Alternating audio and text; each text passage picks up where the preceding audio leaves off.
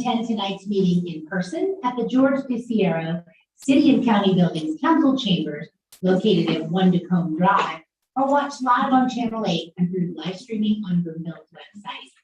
The public may also participate in public comment either in person or by calling 855-695-3744 and pressing *3 to be placed in the queue. Please note, if you're calling in for public comment and would like to speak on more than one agenda item, you'll have to press *3 each time to be placed back in the queue for comment. Public comment will be limited to 90 minutes total per item. The first 1 through 15 participants in the queue have 3 minutes to speak. The next 16 through 25 have 2 minutes, and if time remains, the next 26 plus participants in the queue have 1.5 minutes to speak. Again, if joining us virtually for public comment, the number to call is 855-695-3744 and press *3 to be placed in the queue. Screeners will ask callers for their first and last name, neighborhood, and the agenda item the caller would like to comment on. Please call several minutes before the agenda item and press *3 to ensure you're in the queue for comments. If joining in person, we'll ask you to come over to the podium and state your name and neighborhood for the record. The City Council regular meeting is called to order. Will the clerk please call the roll? Anderson. Here. Cohen. Here. Hinkle. Here. Deserves. Here. Leslie. Here. Lim. Here. Lindstedt. Here. Marshall. Here. Shaw. Here. Ward. Here. Thank you. A quorum is present. Will everyone please rise and join me with the Pledge of Allegiance?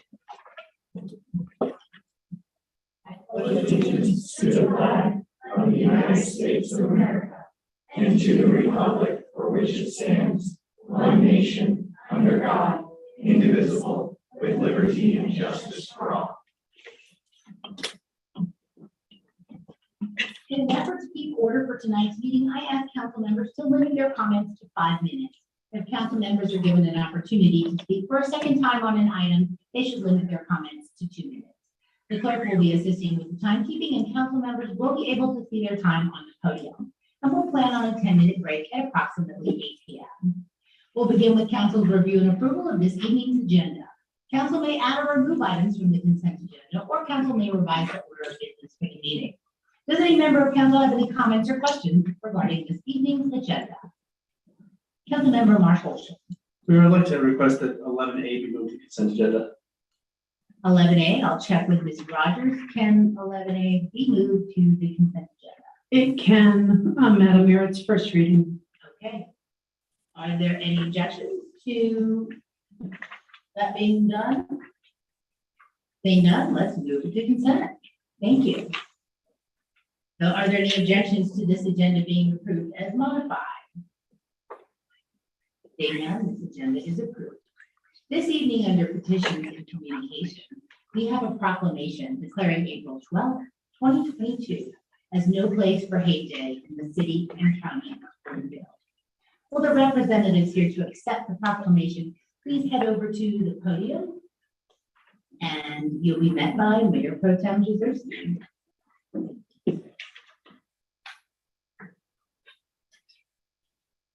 And if you'd like to step up to the mic and tell us your name, go ahead.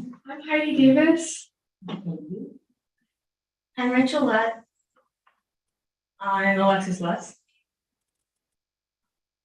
I'm Emmeline England. I'm Macy Lutz. I'm Paula Kaufman. And I'm Erin Hinkle.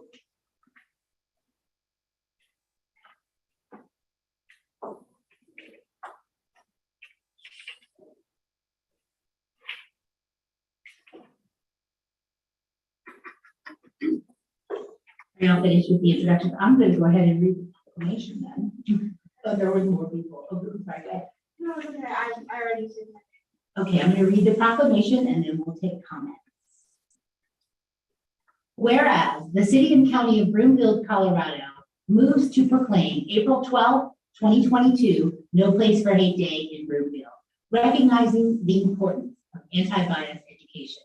And whereas in partnership with the No Place for Hate Coalition from Broomfield Heights Middle School, recognizes the value of diversity in society and strives to increase awareness regarding the acceptance of others and the prevention of bullying. to bring a more equitable and just community. And whereas the No Place for Hate Coalition from Broomfield Heights Middle School challenges members of the community as individuals, together with others, to participate in acts of kindness on a regular basis. And whereas organizations around Broomfield support the efforts of No Place for Hate Coalition from Broomfield Heights Middle School by participating in anti-bias education and activities. Now therefore, I, Eileen Castriana, Mayor for the City and County of Broomfield, do hereby declare and proclaim April 12th, 2022 as No Place for Hate Day in Broomfield.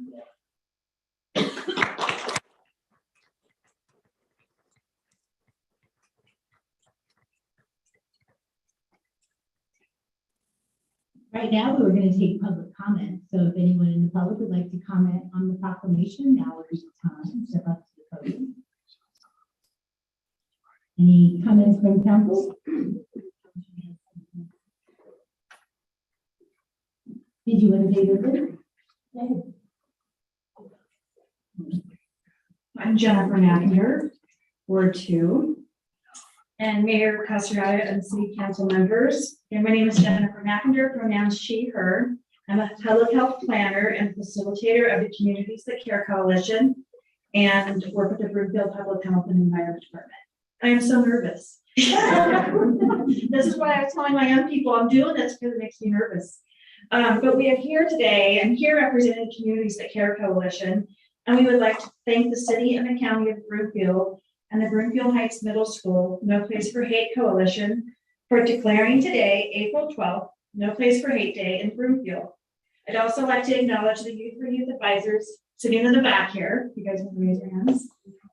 Who are also in full support of the No Place for Hate Day today. A little bit about CTC. We're a coalition of over 75 coalition members, youth, and key stakeholders in Broomfield who work together on evidence-based prevention to create youth substance use strategies and help to eliminate or help to reduce mental health disorders in Broomfield. One of our areas of concerns that the coalition has identified as a risk factor for substance use is bullying. So this really works well with the strategies and the efforts of the coalition. Research shows that youth who bully their peers or are bully victims are more likely than students who aren't involved in bullying to use alcohol, cigarettes, and marijuana.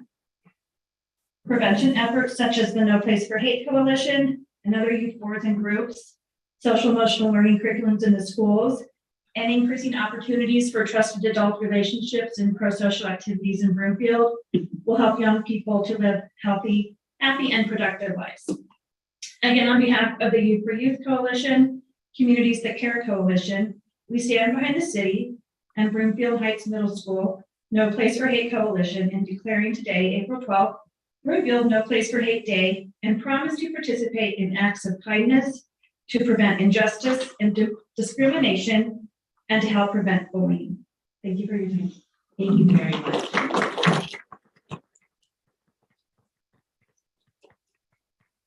Are there any other members of the public that would like to comment?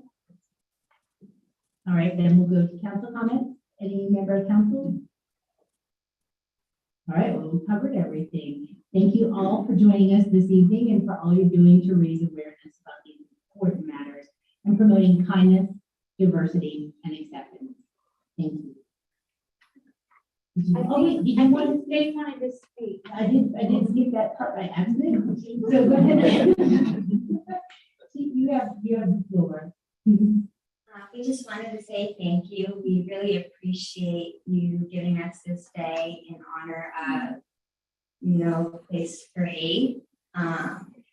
It has been a goal of ours for a long time to spread awareness about inclusion.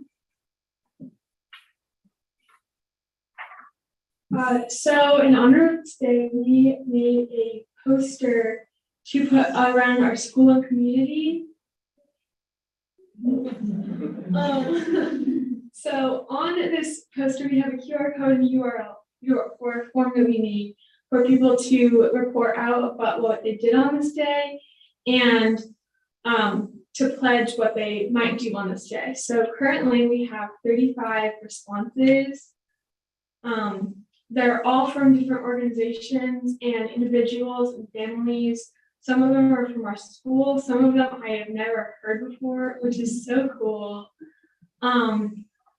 Emerald Elementary School had an awareness day today. In honor of this, they all wore No Place for Hate shirts. So we're assuming that we're gonna have some fifth graders come in, which is really exciting. And then there's another company that made their own T-shirts in honor of this day, which is so cool. So thank you for your time and for helping us raise awareness. I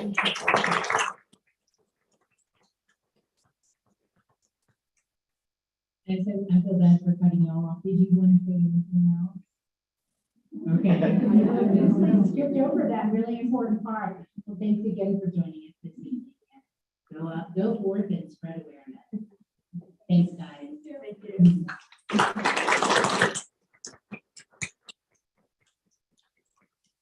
We'll move to general public comment next, and this is an opportunity for the public to comment on matters other than the items already listed elsewhere on this evening's agenda. As mentioned earlier, the public may comment both in person or via phone. If you're joining us on the phone and want to be placed in the queue for comments, please call 855-695-3744 and press *3. If you're joining in person, please line up at the podium. A public comment will be limited to the time limit outlined earlier. I'm Steve Reynolds, Country Estates, and I come here with great love in my heart. I think that's an amazing group of kids. I have a great deal of love in my heart for Broomfield, the staff here in Broomfield, and all the citizens, and it's the reason I'm speaking tonight. One thing I'd like to start with is looking at the charts from last week's presentation. And I see that I'd like you to notice a drastic change in trajectory in the spending since the council was elected. Since January, we've now lost dozens in the budget department during a time that council's pet projects are taking precedent over much more needed water projects and a police substation in the north part of town. Since this group is on council now, where 13 department heads have been lost in Broomfield, considered some of the best in the entire state. And the reasons for this has been pretty clear by many, that it was being somewhat pushed out by those in presence today. For over 60 years, the standard procedure creating a city budget was to include staff from different departments to present and defend their budgets. This has changed. Now we have an executive team that is struggling through this whole budget project and is not reaching out to staff with all that experience to get this job done. And we just seem to have lost our way as a city, and it puts us in jeopardy. At the budget presentation last week, I heard that things are different now with the new council, and that we need to be spending tens of millions of dollars on the new areas of focus, like environmental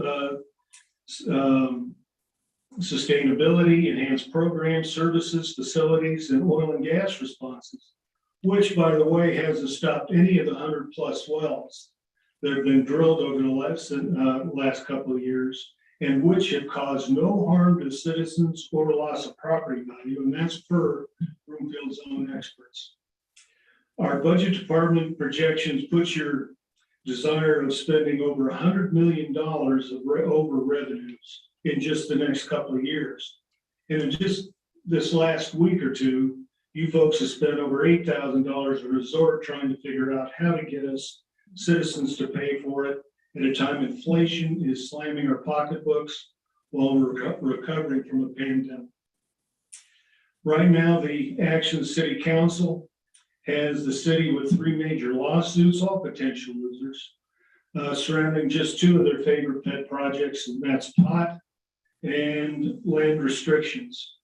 And I know that any prospect of defense against takings was thrown out with the McQuinney exception. Adults and experienced money managers know that establishing responsible spending for base services like roads, water and sewer services, and public safety should take precedence over pet political projects. Thank you very much. Thank you. Is there anyone else in public that would like to comment? And I don't see anyone online for general. Council's community and event updates are next. Does any member of council have an update this evening? I do. Okay, well, I'll go with mine. This year's Light of Hope is coming up, and it's to benefit CASA, which is the court-appointed advocates volunteers, and their Light of Hope event will take place on April 19th at the Omni Interlochen. There's a breakfast program between 8 and 9, or a lunch program from 12 to 1. And you can find out more information and register at casa17.org. Thank you. Nobody else, huh? Okay, Councilmember Deserves, Mayor Pro Tem. Thank you, Mary. I think you should probably mention that the Broomfield Chamber of Commerce is having their State of the City annual meeting on Thursday morning. I think the great mayor will be the keynote speaker at that event. So I encourage all my colleagues to attend. Again. Thank you.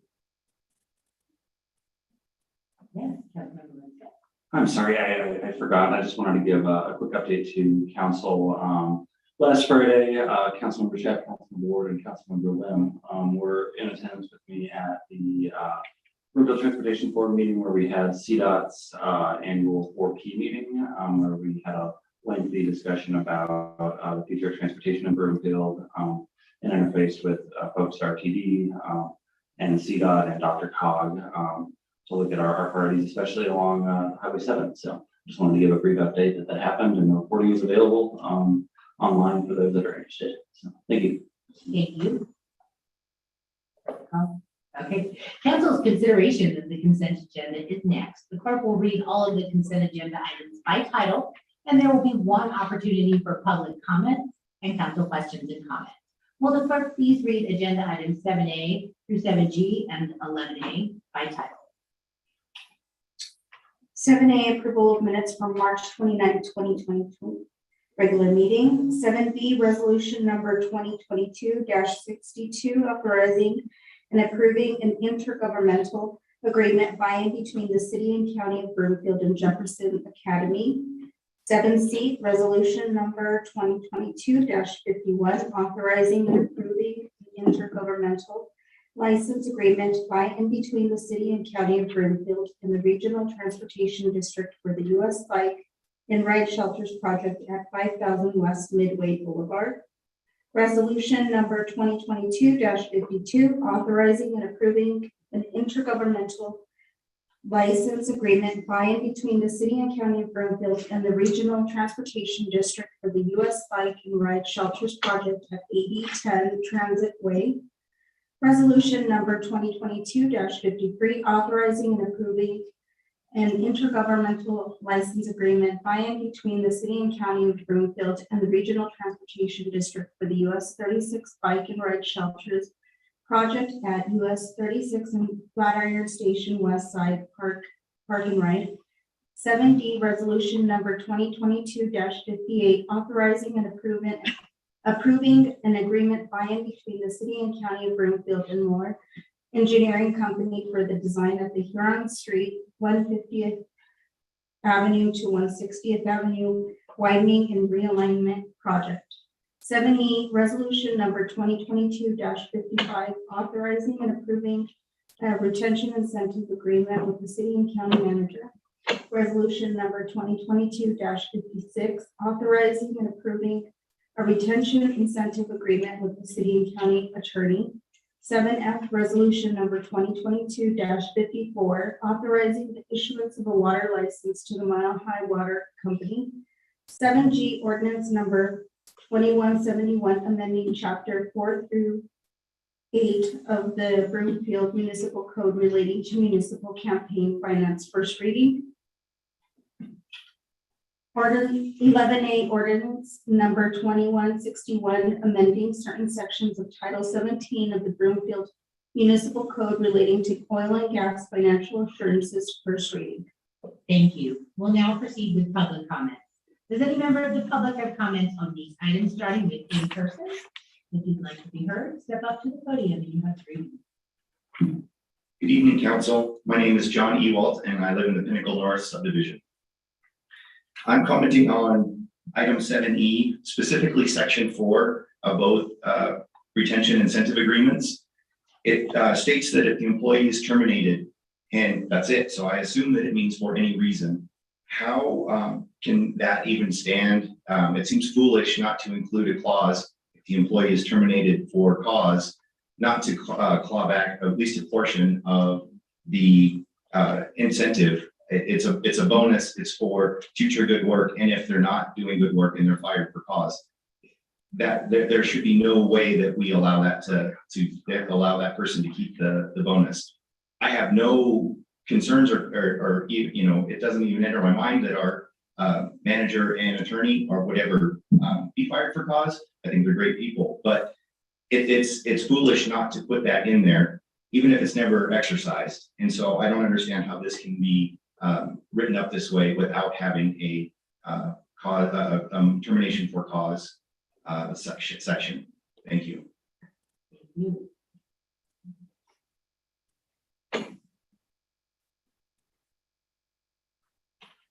Hi, my name's Kelly McBride. I live in the Mustang Acres subdivision. Me and my wife moved into our home on Huron or I should say, this is in reference to item number 58, 2022, 58, the Huron expansion. So me and my wife moved into our home on Huron in 154th in August 2020. During that time, we've been warmly welcomed by our neighbors and have quickly grown into the small farm we have now. Also, during this time, fracking projects have popped up and fires have been too close for comfort to our home. As a first responder and law enforcement officer, these stressors on top of many have made the last couple of years challenging, to say the least. Our home has been our sanctuary during that time. My wife works as a nature-based therapist and equine therapist at our property that we share with chickens, goats, dogs, horses. This work provides mental health support for members of the community in an outdoor peaceful setting. We're expecting our first child in August of this year. All of this is to say we're really concerned about the widening of Huron and how it's going to impact our home and the homes of our neighbors. The proposed widening could bring the road really dangerously close to the front of our house and to our barn. We strongly request that the expansion be limited to 4 lanes. Because I know I'd love to say, please don't do it at all, but I am realistic, so I know that it needs to happen. That the noise and light pollution be mitigated, that expansion be highly considered to happen to the east side of the road and to the open space to disrupt as few residential homes as possible, and that a way to safely turn in and out of the connecting driveways is included in that design. Thanks for your time today, and thanks for your service to the city and county of Broomfield. Thank you. Can I ask you where your home is located, if you don't mind? Yeah, right on the corner of 154th and Huron. Thank you so much. Thank you. Yeah.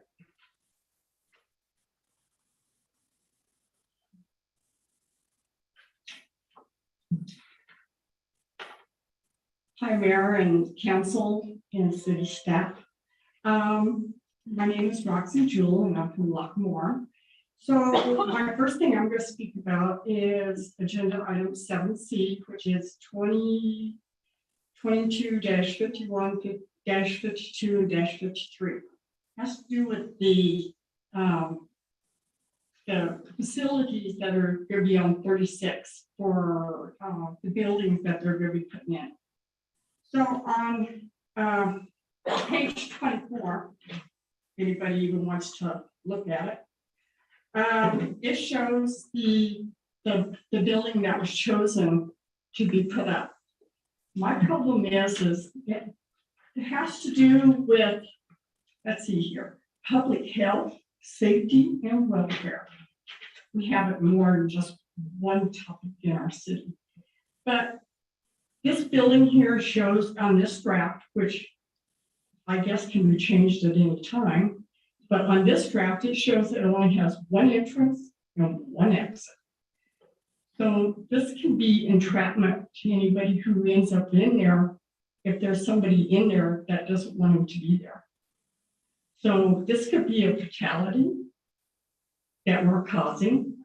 They don't have to have the big door that they're gonna put in for the bicycles or whoever to be able to go into the building. They can have a smaller door at the other end just for a human to be able to exit. But if somebody doesn't like what you're doing in there, or you get caught in there by somebody who doesn't know you and knows your routine, then we could be setting up somebody for harm. So in my eyes, this needs another door at the other end. I don't care, where it is in that other end, but it needs to have at least a small door for a human to be able to pass through. Doesn't have to be as big as the other door because you don't have to have the bicycles and everything else going into it, but it needs an exit door. Thank you. Thank you. Is there anyone else that would like to comment in person? All right, we have one caller on the phone for item 11A, which we moved to consent. So I will go to the caller, Alejandra Major. You have 3 minutes. Good evening, council members. My name is Alejandra Major, and I'm an associate director for the American Petroleum Institute, Colorado. API represents all facets of the natural gas and oil industry in Colorado. As you know, following the passage of Senate Bill 181 and a myriad of rulemakings, Colorado has become home to some of the most stringent oil and gas regulations in the country. This includes the COGCC's revisions to financial assurance requirements, which includes an expansion of the current orphan well program funded by operator well fees. API Colorado would like to take this opportunity to highlight our concerns, particularly regarding the definition of low producing wells. During the financial assurance rulemaking in March, the COGCC defined low producing wells as oil or gas wells that produce a daily average of less than 2 barrels of oil equivalent or 10,000 cubic feet of natural gas equivalent over the previous 12 months. This proposed ordinance, however, seeks to define a low producing well as one that produces 2 barrels of oil equivalent per day or less of oil and or natural gas per month.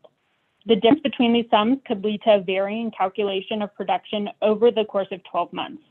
Additionally, Broomfield's proposal also includes shut-in and inactive and temporarily abandoned wells in its definition of low-producing wells, creating additional inconsistency between the county and the COGCC. Furthermore, the discrepancy between the definitions may hamper the COGCC's efforts to ensure that abandoned and non-producing wells are plugged, abandoned, and reclaimed. The rules passed by the COGCC last month incentivize operators to place low-producing and inactive wells on the state's plugging list and designate those wells out of service. As proposed, this ordinance removes those incentives to place wells on a plugging list. While Senate Bill 181 authorized local government's additional regulatory authority, this bill likewise imposed constraints on a local government's latitude in regulating oil and gas regulations. A local government's exercise of its Senate Bill 181 powers must be both necessary and reasonable and designed to avoid, minimize, and mitigate impacts that cannot be avoided. This proposed language appears to be neither reasonable nor necessary and could in fact discourage an operator from placing wells on their plugging list, thereby delaying wells plugging and abandonment. API Colorado strongly encourages Broomfield to align regulations with the COGCC to the extent possible to ensure a seamless process that allows the city and county, state, and operators to work together. We appreciate the opportunity to comment tonight and for your time. Thank you so much. Thank you.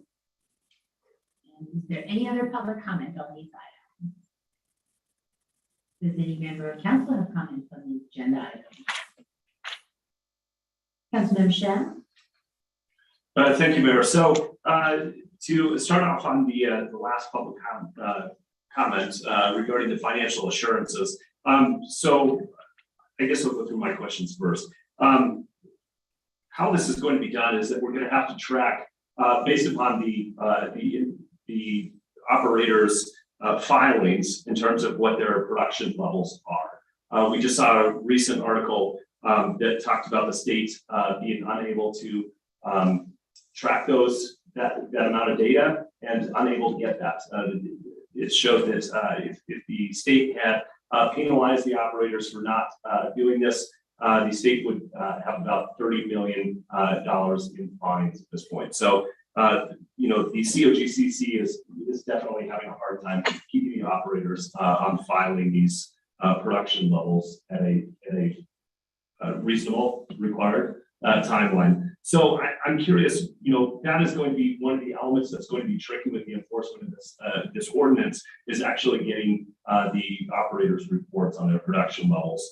But once we get that information, then we would send a letter. And I'm curious how, at that point, how do we enforce this? What is the teeth within this ordinance that actually gets them to adhere to that letter and respond to one way or another to say, we will plug and abandon these wells, or we will pay the financial assurance to provide you the opportunity to plug and abandon this at a later time. Thank you, Councilmember Chapman. As I'm doing an introduction on this, I'm going to ask that Mike Foot and Andrew Valdez maybe go closer to the podium. We do acknowledge that the reporting structure is an issue, but one that we're aware of, and not one that there's another alternative, because coming up with our own reporting system on production levels would just be very operationally prohibited. So trying to work with the COGCC to encourage their improvement of the reporting structure, I think, and then relying on those reports was our best option there. Then on the second part of your question was, how would this be managed? And we debated when we were talking about this ordinance of if we should codify a process and make it specific. And we didn't want to, because we did want some flexibility in how staff decided to take action on this bond or financial assurance. So it would be a demand letter. Failure to do so could be subject to a municipal citation in municipal court for violation of the code. And it would just be that ongoing pressure on the operator to either post the bond or plug the well. And then we would use that non-compliance also to help us in a petition to the COGCC as a basis for why there's no interest in this operator in this well. They're not willing to post a bond. They're not willing to move forward to P&A. We need your help, COGCC. So get involved with this specific well. So there's not really a direct path for immediate enforcement. We would hope that the letter and the discussions with the operator would force compliance with this ordinance, but it's hard to say if that would happen. Mike or Andrew, is there anything you want to add to the reporting or the enforcement of this? Thanks, Mike. Good evening, Mayor, members of council. Mike Foot, outside counsel for Oil and Gas Matters. Good to see you. Councilmember Schaaf, just incidentally, for what it's worth, the reporting is up to date for all the wells that are in Broomfield. Of course, what you know is correct, is that the reporting has not been up to date for many wells, and that's been an identified issue. But as we were researching this and we were trying to figure out the practical effect, we noticed that the reporting was up to date for the Broomfield wells up to this point. So I just thought I would put that out there. I'd also add Andrew Valdez, Broomfield staff. It's a manageable logistical challenge for us. We don't have the whole state to deal with. We're talking about 50 wells at this point, so we can handle it logistically. I should have started with thanks for all your work on this. I normally do that, and tonight I didn't. So thank you for all your work on this. This is no easy task to stand up something that doesn't necessarily exist in many municipalities. So thank you for your work on this. I'm happy to hear that the wells in Broomfield are up to date. Which looking at that list, I believe there was 10 or so, 10 plus. Wells that are at that meet that low producing definition. And so at that point, we would be waiting until May of 2023. And why not, codify this sooner than that, or enforce this sooner than that? Why wait until May of 2023?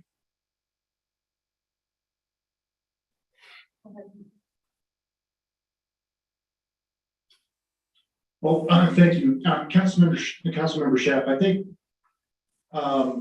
like everything in this ordinance, it was pretty much a judgment call and putting it before you for your final decision. But the thinking behind having it take effect on May of 23 is to give a year for the ordinance to ramp up.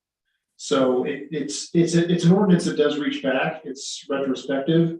So it does reach back into times before 23, but it also gives council, staff, and the industry notice about what condition will be coming before them in May of 23. And so in May of 23, then Broomfield could reach back and see what the wells looked like as of May of 22. And for those that have been low producing for those 12 months, that's when the notice will go out. But I would say that's probably the most specific of a reasoning I can give you, is to create a little bit more of a soft landing for the notice for the ordinance, particularly because this will be the first of its kind in Colorado on a local level. Okay, I appreciate that. You know, with those wells that are already at that low producing, do we have any concern for bankruptcy of those operators that, you know, in the end, we won't be able to get those wells plugged in the end, but also the possibility of no financial assurances, and they end up in the orphan well program? I believe there is one well right now that is an orphan well that's in that list, and there's 3 that probably will be orphaned soon. So there's 4 wells that probably will be orphaned regardless of what happens with this ordinance. The other wells are owned by Crestone, so Civitas, and of course, there's always a risk of bankruptcy regardless. But the risk of bankruptcy might be a little bit less from a company like Civitas as opposed to a company that owns the 4 wells that are already on their way to being orphaned. Great, thank you. And then one more question for staff. We heard from the public comments about consistency of definitions with COGCC. Do we have any concern that there's a lack of consistency with these definitions? There's a lack of consistency, total consistency. The definition comes from, or at least started from, the COGCC definition. So to give a little bit of background, in the financial assurances rulemaking, the COGCC this time decided to define low producing for the first time. They had not defined low producing before. And there was a lot of discussion about how to define a low producing well. And there were many drafts and many points. And they ultimately decided on the 2 barrels or 10 MCFE that was referred to by the commenter, but also they put in a gas oil ratio in calculation that would account for wells that are primarily gas wells on the western slope. This was part of the discussion from the stakeholders, particularly Western Slope Code, put this forward. And so they put forward a much more complicated definition of low producing that we just didn't think was applicable to Broomfield, because Broomfield is not, their wells are not gas wells, they're oil and gas wells. And so the 2 BOE, I think, would account for both oil and natural gas. It's not 2 barrels, which would just be oil, it's 2 BOE. So it's not the same as the COGCC definition, but I think it's an operative definition, and one that actually is fairly straightforward for staff to be able to figure out whether or not the wells are going to be low producing based on the COGCC disclosures. So it's not the same, but it has kind of the same genesis of the COGCC definition. I appreciate that clarification. That's all I have for now, Mayor. All right, thank you. Any other council member comments? Councilmember Lips? To follow up on that, I understand that the staff didn't want to specify the procedure exactly, but the ordinance itself says that the proof of financial assurance obligation must be met no later than 60 days after a well becomes low producing for 12 consecutive months. And that condition could actually occur before the records are even published by the COGCC. I just looked at the records. You may say they're up to date, but up to date for the COGCC is 3 months back. I mean, right now there's December production records up there. So I'm confused how we are going to set this ordinance with a date of 60 days after the well becomes low producing, when we won't even know, we won't have issued the letter yet or anything. That's what confuses me in this ordinance. Yes, thanks, Councilmember Lim. So there will be a lag time, as you mentioned. Those that are, I guess, quote unquote, up to date are usually about 3 months behind, as you mentioned. I think that will have the most effect on the enforcement of the ordinance right at the beginning in May of 23. Because at that point in time, you'll be looking back to May of 22, but the records probably will be reflected as of January or February of 22. So there will be a lag time there. However, if the low producing well, or if a well is low producing, say going back to January of 21 or January of 22, that's not really going to matter because then it will have been low producing for 12 consecutive months. And so it can be enforced that way. But if there is a well that is low producing only because it was low producing from May of 22 to May of 23, then staff probably won't know that until maybe July of 23. And then they'll be able to go through the process at that point in time due to the lag time of the COGCC reporting. Okay, so an operator wouldn't be held to this exact condition if the letter had not been issued, I suppose. Well, I think ultimately the letter will be issued. It'll just be a couple of months behind. Okay, thank you. Thank you. Councilmember Leslie? Thank you. This is really the staff in terms of the issue that Ms. Roxy raised a few minutes ago in terms of the shelter for the bicycles. Any issue about having a secondary exit in those facilities?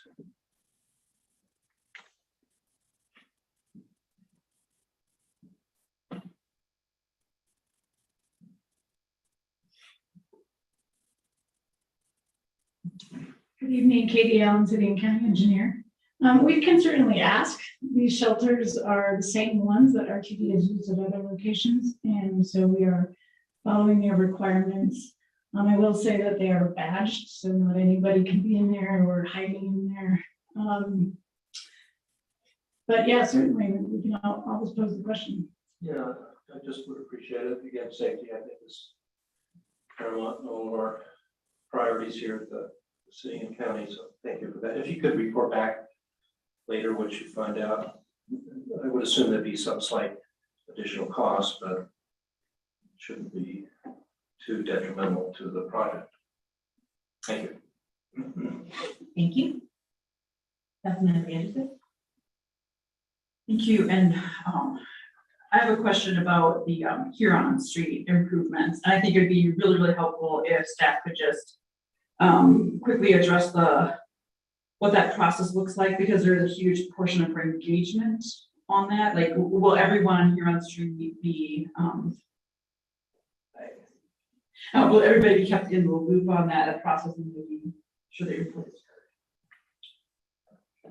Yeah, Councilmember Anderson, so we recognize that here on the street north of 160th Avenue is planned to be a 6-lane arterial, and it's a 6-lane arterial through Westminster. And it's been widened adjacent to Amazon. So we've been getting questions, what is the future of this road? And that's what this scope is. It's not just to design a 6-lane road. It's to have a transportation engineer work with staff and develop a public engagement process, really evaluate the traffic. Does it really need to be 6 lanes as it transfers through this more rural area? How do we deal with driveways? Is it a frontage road? Is there a realignment? What are Adams County's plans, and how will they work with us on getting the right road section through this area? So this entire piece is really conceptual alternatives and feasibility studies and engagement. It's not a design and here's what we're doing. And then one final question. So if residents on Huron Street wanted to be kept on the loop, what would be the best way to ensure their Broomfield Voice postcards, and do we have any idea how they might know? I think the first step is to develop the whole public engagement process. That's part of this process, and then we will be launching it. But that's certainly really the main point of this project. So, Councilmember Anderson, just to add to that, again, we've learned many things over the last 2 years about community engagement and outreach and the extent and the levels and notice. So really baking that in. So going out on the RFP pieces, we have a multidisciplinary team that is attached to each one of these projects to ensure that that scope includes lessons learned. We don't want to repeat performance, particularly on this. Well, I shouldn't say particularly on this, on any of them. But especially this one because it is a much anticipated, much needed, really large project. Okay, thank you. All right, any other council member questions on these items? Councilmember Shah. Yeah, I would like to have Ms. Macklin address the retention incentive and specifically what we heard from public comments regarding the clawback for termination and just why that wasn't written as termination. I can't remember the exact terminology, but maybe. Sure, so per both Mrs. Hoffman and Mrs. Rogers' employment agreements, they can be terminated at any time with or without cause. Certainly if the council wanted to do an amendment on the floor to the retention incentive agreements, you could do so. And if Ms. Hoffman and Ms. Rogers agree, they could certainly consent. The way it's written right now is if employee is terminated or if employee's employment ends during the retention period, you could certainly insert the language that says if the employee is terminated without cause, or if the employee's employment ends during the retention period because death or disability, then they would not have to pay it back. In the employment agreements that they have, it outlines what for cause is. So you could certainly speak to those and say in the event that they were terminated for cause, they would be required to pay back those retention incentive agreements. All right, thank you. I'll look to my council colleagues. See what they want to do. Well, I guess we would have to have somebody do a motion for Ms. Rogers. We can probably make this a little simpler.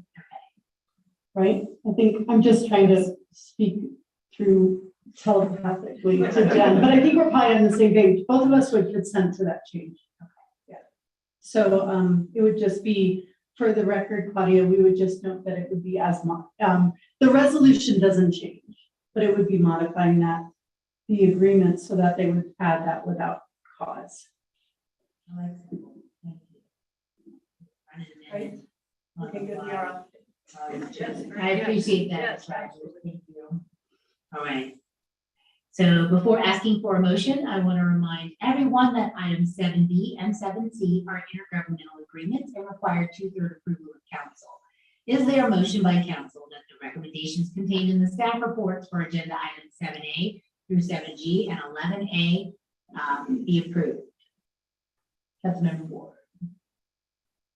I motion that all the items on the agenda be approved with the amended 70 clauses. Thank you. I'll second that. Thank you, Councilmember Leslie. All in favor? Wait, was there any discussion? No, okay, all in favor? Any opposed? That passes unanimously. There is no business before the Board of Social Services or the Board of Health this evening. The only item under council business, now I have to scoot to that, is the final item. Is the public hearing and council's consideration on second and final reading of proposed ordinance number 2178, amending certain sections of Title 16 of the Broomfield Municipal Code relating to reverse setbacks for residential land uses from producing and shut-in oil and gas facilities and notification requirements. I'll now declare the public hearing open. We'll follow the city's standard public hearing procedures. First, staff will present a summary of the proposal. Next, we'll have applicant's presentation, if applicable. Then we'll ask for public comment and finally comments from the applicant. Finally, questions from council. The template, what can I say? Council has a copy of the agenda memorandum and I'll ask our staff to summarize. Thank you, Mayor and Council. Good evening, and Anna Burton-Zetti, and also Andrew Valdez will walk us through this item, and also Dr. Weisner is here for any additional questions with regards to public health. Ms. Burton-Zetti. Thank you. Good evening, Mayor, Mayor Pro Tem, City Council. Anna Burton, Planning Director. We can have the next slide. So City Council has had a number of study sessions over the course of the last year to talk about reverse setbacks. Council has also approved 2 previous ordinances regarding reverse setbacks. Those were 2156 and 2164 regarding reverse setbacks from plugged and abandoned wells, as well as the pre-production facilities. The most recent study session in January of this year, City Council discussed the potential changes to the setbacks related to the producing and the shut-in wells, as well as some potential updates to the notification requirements. So this proposed ordinance this evening for second reading public hearing addresses those comments from that latest study session. It includes increasing the setback from 250 to 500 feet for most of the existing wells. There's a greater setback of 2,000 feet that is proposed for shut-in and producing wells that were horizontally drilled. The same exemptions from ordinance 2156 and 2164 are carried over into this proposed ordinance this evening as well. We have the next slide. So this map is showing the range of potential setbacks, the 500 feet from producing wells that were vertically or diagonally drilled, as well as the larger setback of 2,000 feet from the horizontally drilled wells. I should note this is a map from February of this year. Additional wells are being brought into production, and so this map will be a living map. Next slide, please. The changes to the notification requirements are also included in this ordinance. As noted in, and those changes are noted on the screen, and as noted in the staff report, there will be some significant challenges for the enforcement of these notification requirements, and we needed that noted on the record. Staff does not review and does not have the resources to begin reviewing lease agreements and all property purchase agreements. For this reason, we do highlight in the staff report that monitoring and enforcement of this notification will be highly challenging. Next slide, please. Finally, this evening, I wanted to conclude with noting there have been 2 minor changes to the ordinance since the first reading. There was a new subsection to the oil and gas notification to subsequent purchasers and lessees needed to be corrected in 1628-190, as there was an error in the section number. And also the original ordinance with the first reading did not include the exemption for A1A zone property, but this was clearly noted in the memo as being intended, and so it's been included in the ordinance going forward. Both of these, as I mentioned, were noted in the staff report as staff-initiated administrative changes are in the ordinance tonight. This concludes staff's presentation.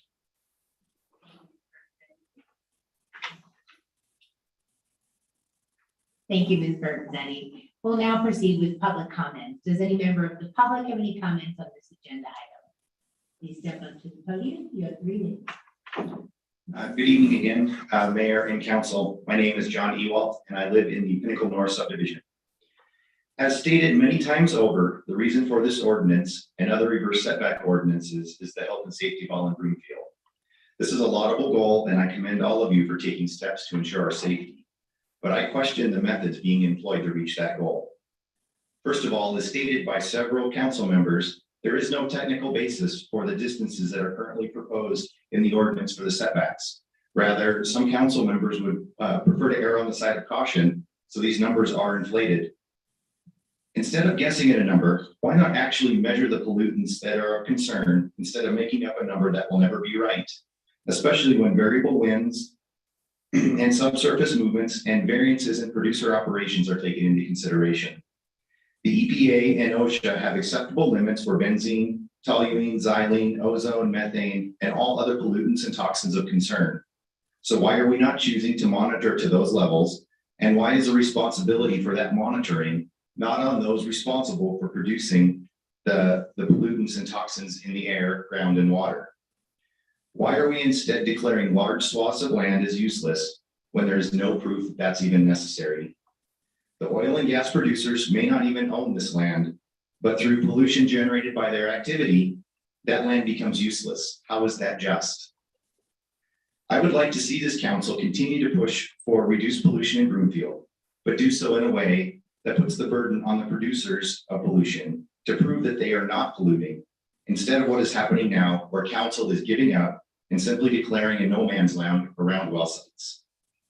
As evidenced by the existence of proposed ordinance 2161, it is possible for Broomfield to impose restrictions on existing and future oil and gas operations.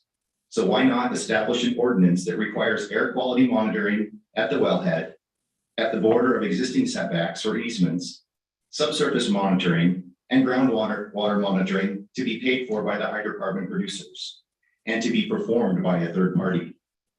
The city currently requires hydrocarbon producers to maintain insurance and bonds for remediation. Why can the city not require proof that the producers are not polluting our environment? The third party monitor should have to make all findings public within 24 hours, and any spike above a regulated level must be reported within an hour so remediation actions can be taken. The tools to do this exist and do work as evident by the major benzene spike observation at the Broomfield monitoring site last year, which resulted in the hydrocarbon producer changing their operations to prevent that type of event in the future. This council has often asked for data and studies that define the proper setback. Those studies don't exist because every well operator and surrounding topology are different. There is no one solution. Instead of being so narrowly focused on setbacks, why not make the source of pollution prove that there is no pollution? The responsible operators will have no issue with this, and the less responsible operators may simply P&A their wells or sell so they don't have to abide by the rules. It's a win-win and doesn't cost Broomfield anything in extra monitoring, incentives, or usable land that is quickly becoming a scarce commodity as Broomfield approaches build out. Thank you. Thank you.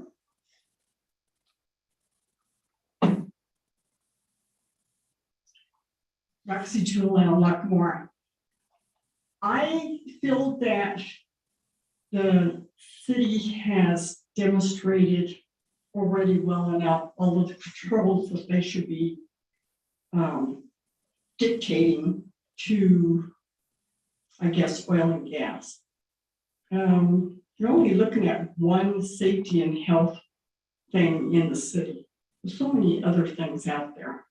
And this new one is not really going to affect that much because almost everything around the current wells that are being drilled right now have already been assigned, and they're going to be allowed to build and do whatever they want to do anyway. So it's only affecting a very small area. So to add another, let's say, dictator ruling doesn't seem like you're really doing anything to help the city, and you're not helping the taxpayers either by making it cost more money. They already said that it would be very hard for them to be able to monitor this and enforce it. So that means a lot more money to be spent by the taxpayers to do your new rule that probably doesn't really need to be there at all. And I don't think it does need to be there. So you guys can keep dictating rules, find another one, because I know you probably will, but go ahead and go for it. Thank you. Anyone else? All right. Questions from city council are next. Members should limit themselves to questions during this portion. The time to introduce amendments, and we have them, and state positions for or against this item is later. Are there any questions from council? Councilmember Marshall. Thank you, Mayor. So my understanding is we can also ask questions about the amendments right now. Yes, you may. Okay. So I have a question on the amendments that Councilmember Lim and I are offering as far as the notification requirements. I understand that the enforcement, that's going to be difficult. So my question is specifically, the proposal is to make the notification for not just new build, but also for all existing properties moving forward. Anytime that the property is sold or leased, they don't require it. Is the city going to notify these landowners, landlords, whoever, will send out like, okay, your property is within 500 feet of this well, you now have to send out a notification in the future? Is that something that's going to be able to do? We haven't yet talked about a communication plan for notifying individuals of this, but this would be a substantial law that probably warrants one. So Ms. Burton-Zetti can kind of fill that in, and a part of that Councilmember Marsh Holshan, is that the initial sending of the notice, there's no, it's gonna be it's impossible to enforce it. So it's one thing to say, again, from a notice perspective, we can send it out, but it's the follow-up that if in fact they do move, cat-like reflexes right there, I don't know if you guys noticed that. It would be, that's the difficult part that Ms. Bertanzetti was speaking about before. But the initial notice of this has changed, here's what it looks like, here's what you're required to do. Absolutely we could do that outreach engagement. And anything else to add? Thanks. I think that really hit it on the head perfectly, that we can work on an engagement effort for the initial change, but really as child properties do change hands, that's where, you know, the subsequent landowners may not be aware of the requirements, and we wouldn't have an ability to monitor it. I understand that. I think my point in bringing up this amendment is that, to me, there's no notification that's too onerous. People, it's been mentioned before that this reverse setbacks are more of a buyer beware type thing. You choose to move to something where a oil and gas is. But I think that requires you to be able to know what's there.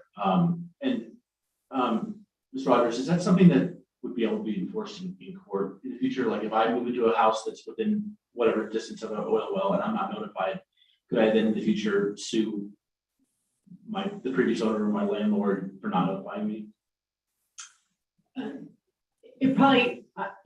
We haven't created a civil right of action, but it could be utilized as part of a civil right of action. We could also prosecute it in court, in our court, as a municipal violation. One of the challenges with that, and I was seeing if our prosecutor was still here, but it looks like she stepped out, was having jurisdiction over that person, because I sold you my house and I've moved to California.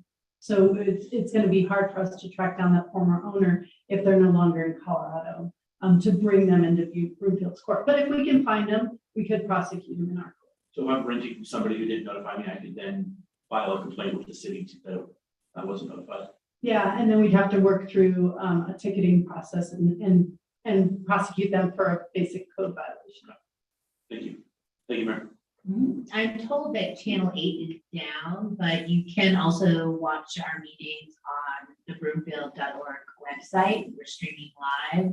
You go to the city council page. So I don't know if it's a Comcast issue or not, but I did get an email and I sent them the link to watch. So if you're listening, there's another option while we figure that out. Councilmember Henkel. Thank you, Mayor. Also on one of the amendments talking about 30 days before closing. In working with a real estate agent recently, I know that there's disclosures that we have to share immediately. So like water disclosures, those sorts of things. Is this going to be on the real estate agent as well to include that? Is that going to be part of their training, or I don't know what that would look like? This wouldn't be an obligation to the real estate brokers because that's not an industry that we license. This is solely shouldered on the resident owner, the property homeowner. Okay. Okay, I think that's all my questions on that. Councilmember Shack. Thanks, Mayor. This is just a request. Since we haven't introduced these amendments yet, can we hold off on the conversation and questions about those until later in the process and just focus right now on the ordinance itself? That's a request. Thanks. Okay. Anyone else? Councilmember Anderson. Okay, thank you. I want to just note that I definitely hear the comments about the air quality and monitoring that, but there are issues beyond just the air quality with oil and gas infrastructure and the lack of studies. We do have more study data coming, and I'm wondering if Dr. Weisner could just give us a brief update on when the oil and gas health study will be made public, any data coming from that we could utilize. Thank you. Thank you, Councilmember Anderson. Good evening, Mayor Pro Tem and City Council. The results from the oil and gas health study will be publicly available in the May 24th council meeting. So we're getting all the results together right now to publicly disseminate those at that meeting. The results are applicable to Broomfield, absolutely. So I think it will help us when we make some local decisions. But as of right now, I can't see too much more. Apologies. I just, we're still putting everything together. May 24th. Thank you, and I understand that. And that is my only question now. I guess I'll wait till amendments are introduced. Thank you. Awesome. Before we do, yeah, I'll make sure first round is done first. Anybody else for first round question? Okay, first round, Councilmember Lim. There were some comments in the emails to council supporting the 500-foot legacy well reverse setback for production, commenting on the history of the Carlson remediation leakage, which goes back probably, I guess, about a decade now. Could oil and gas staff comment on what was involved there in that leakage and remediation efforts in that Aspen Creek neighborhood? Thank you, Councilmember Lim. So I wasn't around when the first issue happened. I believe that was a spill, if I'm not mistaken. And then more recently, there was historic leaks happening in subterranean tanks. So remediation had to take place, excavation, soil sampling, and then backfilling and reclamation. Thank you. All right, anybody else before I go to the second round? Councilmember Henkel. Thank you, Mayor. Sorry, I didn't have a second round of questions until Councilmember Anderson asked her a great question. Dr. Weisner, I'm gonna ask you a question. Does this health study then, I don't know if you can say this or not, does it pertain to pre-production wells or wells in a certain stage? Thank you, Councilmember Hinkle. The time of data collection when we were asking residents about their symptoms was during a whole lot of pre-production in Broomfield. So we had several pads in that pre-production stage. We also had Livingston, which was in production. So I think that it may speak to some of the cumulative impacts of having all different types of operations going on at the same time, but it's a little difficult to parse out who might be feeling what, based on pre-production or production. But, from the Q4 report, we saw a lot of emissions data due to pre-production, especially at the Northwest pads. So, I think that there's emissions data there. And it's hard because I can't say too much right now, but we have emissions data. And I think that that's pretty evident in pre-production. And it pertains to the multi-well pads that are horizontal. Correct. Okay, thank you. Councilmember Lim. I have, in our recent data, can the oil and gas staff address whether we have had benzene exceedances of the ATSDR threshold at Northwest during production phase? Councilmember Lim, thank you. We have 60-second data that would certainly exceed the health guidelines. And then we have 1 hour projections that would also exceed guidelines. Okay, thank you. Thank you. Anyone else? All right.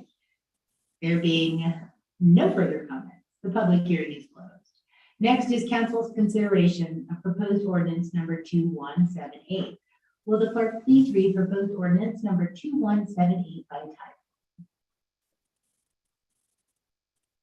11B, public hearing ordinance number 2170, amending certain sections of Title 16 of the Broomfield Municipal Code relating to reverse setbacks for residential land uses from producing and shut-in oil and gas facilities and notification requirements second and final reading.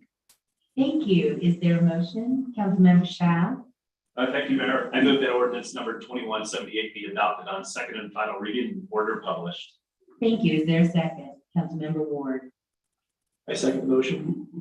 Thank you. So for amendments, I know there are 5, so I'm just going to put it out there. Possibly it's on the council members to bring up their own motions to amend. And so is there any discussion? Here we go. Councilmember Marshall. Thank you, Mayor. I move to amend section 756-040E to change the notification distances on plugged and abandoned wells from 200 feet to 2,000 feet. I see our wonderful staff already has the language up on the screen, so give our council a few minutes to review that, which we have had in advance. So we're not really doing this on the fly.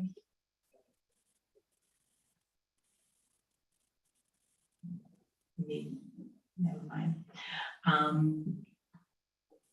So Councilmember Marshall has made a motion for amendment. The language of the amendment is on the screen. Is there a second to this amendment? Councilmember Cohen? Second. Okay, is all in favor? Any opposed? That passes unanimously.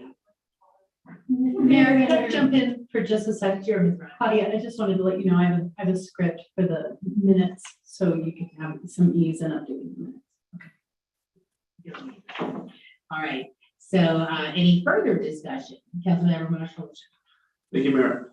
I move to amend section 1628-190 to modify the notice requirement so that it applies to all residential lots and dwelling units within 2,000 feet of oil and gas locations or plugged and abandoned wells, not just new construction subject to the 2019 plat notification in 1628-180E. Thank you. Councilmember Marshall has made a motion, as you just heard. Is there a second? Councilmember Lynn? Second. All right, any discussion? This is discussion of discussion. All in favor? Any opposed? That passes unanimously. Any further discussion? Councilmember Marshall? Thank you, Mayor. I move to amend section 1628-190 to require that notifications of oil and gas locations are disclosed early in the sale or lease process, well in advance of the formal signing of a purchase agreement or lease. Thank you. Councilmember Marshall has made this motion for an amendment. Is there a second? Councilmember Shah? Second. Thank you. All those in favor? I have a question. Councilmember, Mayor Pro Tem? Thank you. This one gave me a slight bit of, so I guess the question or concern I have is if a prospective buyer wants to close in less than 30 days, does this prohibit them from doing so? And if so, can we have some sort of, ask the motion maker to have some sort of, if that's the case, what's your answer first?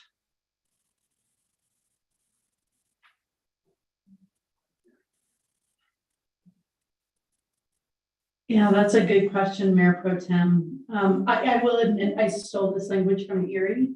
They have a similar 30-day requirement without a modification for short closings. But I imagine it was something that was approved before we have these 10-day closings that are very common now. I guess I would request then, if we don't know the answer, or if we think that it would prohibit a 30-day or less closing, that there be some sort of a modification to this, something along the lines of, or lesser, time period upon agreement of the parties, something of that nature. It would be up to Councilmember Marshall Holsham if he wants to accept that as a friendly, and we can try to type up some language. Wonderful. Can you say that again, Mayor Pro Tem? Maybe. Yeah, it would be the buyer no less than 30 days, or I think I would insert after that, or such lesser time period is agreed to by the parties. Something to that effect. That makes, yeah, I get what you're saying. Jake, if you get out of presentation, can you see the edits I'm making? If I'm making it in the same job? Yep. Okay.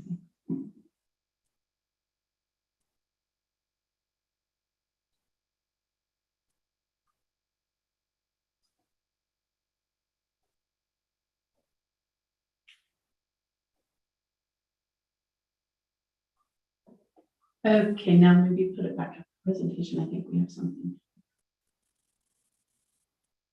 So now it would say, no less than 30 days before closing or such less time as consented to by the parties and shall be provided before the signing.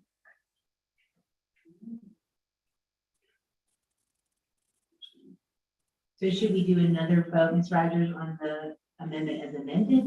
Since the movement accepted it as a friendly, he just modified his amendment.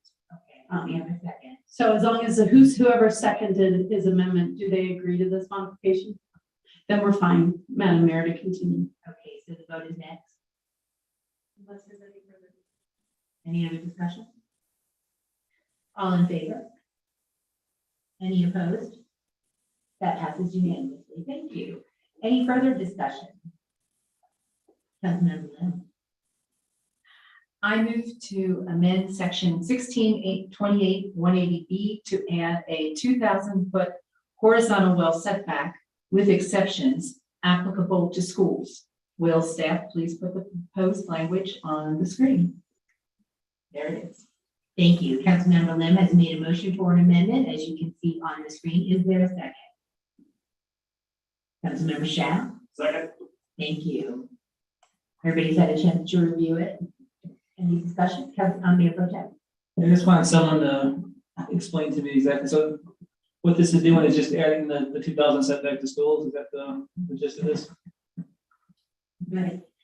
Yes, that's what it's meant to do. I mean, we had on the residential reverse setbacks, we had the 2,000 foot for the multi-well horizontal pads, but we did not have that distinction and difference in the setbacks for the schools. The schools were still set at 500 regardless of the size of the pad. Okay, we'll plug in the gap, that makes sense, thank you. All right, any other discussion? Councilmember Marshall. I just wanted to double check, and I know the answer to this, but this doesn't apply to the Butterfly Pavilion at Adams 12 STEM school, correct? If they have vested right. That's what I. Yeah, they have vested rights in the Newbury project. But I'll let Ms. Burton. You stole my thunder. Yes, vested rights, but it also would not apply to public schools, since public schools do not follow local zoning regulations. Thank you. All right, any more discussion? All in favor? Any opposed? That passes unanimously. Are there any other amendments? Councilman Henkel? I think you are. Last but not least. I don't think I have fancy language if everyone else does, so I'm just gonna ask. Yeah, the slide. Can we put that up? Yeah, put the slide up, that'd be great. Take the slide down. Slides down, okay.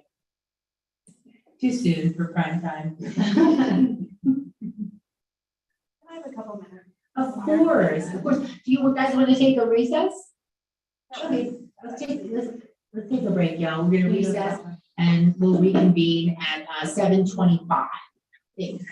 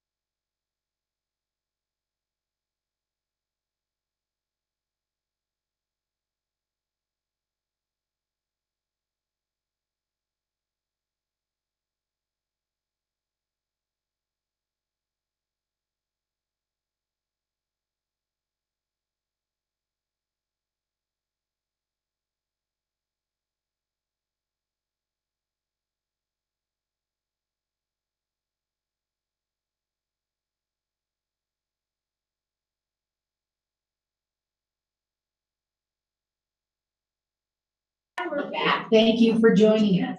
We left off at where Councilmember Hinkle was about to make an amendment. Just that same karaoke. And just keep us all busy until we have a slide going. Is the slide ready now? Yes. Thank you, Jake. Thank you. I'm not quite sure of the language, but I just moved to amend and add section G, and the verbiage is up there to add a variance process that is already in our code. However, I need to make sure it's in there for government transparency, much like we did with our financial assurances as well. All right, I'll give people a chance, and this was also submitted in advance for council review. Is there any discussion? Wait, did we get a sec? So the motion has been made, the amendments on the screen. Does she have to read it or no? They didn't. No. Is there a second? Councilmember Lissette, second. Okay, any discussion? Councilmember Lim? So I think Councilmember Hinkle alluded to the fact that this is already in the code. And so I want a clarification from staff just to make sure that that this language is in the code does apply to the chapter on reverse setbacks in its entirety. Is that correct?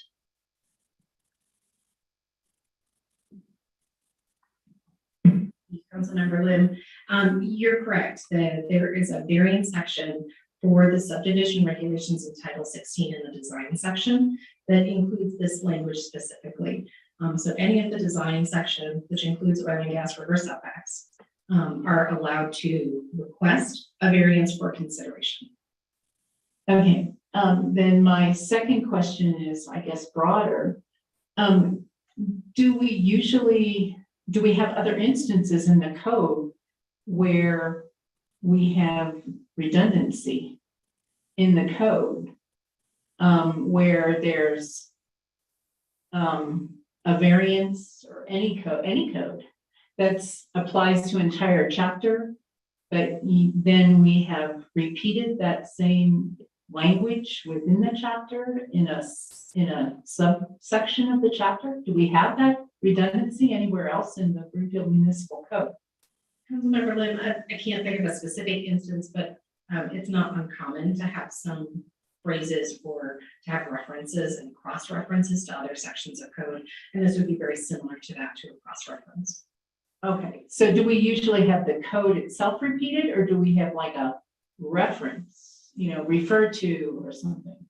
Probably more common to do a cross-reference, but for ease of utilization of the code, I think was the intent here was that to try and make it as transparent as possible rather than requiring a cross-reference, having the information restated in its entirety here. Okay, thank you. All right, thank you. Any other discussion? All in favor? Any opposed? Will the clerk please call the roll? Anderson, No. Cohen. Yes. Hinkle, Yes. Jazerski. Yes. Leslie, No. Lim, Yes. Lindstedt, Yes. Marsh Fulton, Yes. Schaff, Yes. Ward, Yes. That passes 8-2. Thank you. Now return to the main discussion. Are there any other amendments? I think we did them all. Councilmember Leslie, you have a question. Thank you, Mayor. Mr. Gentleman, you asked some important questions, I thought, in your presentation, and I didn't want it to be perceived that we were ignoring your questions. So I asked the mayor and city manager if it would be all right to have a response to your comments. So I'll leave that to the city manager. Thank you very much. It's the Mr. Ewald's insightfulness tonight and on many fronts, and we appreciate it. Mr. Ewald, to make sure that we address each one of those, if you'd be kind enough to go back to the podium, and as you ask them, we will have the appropriate response.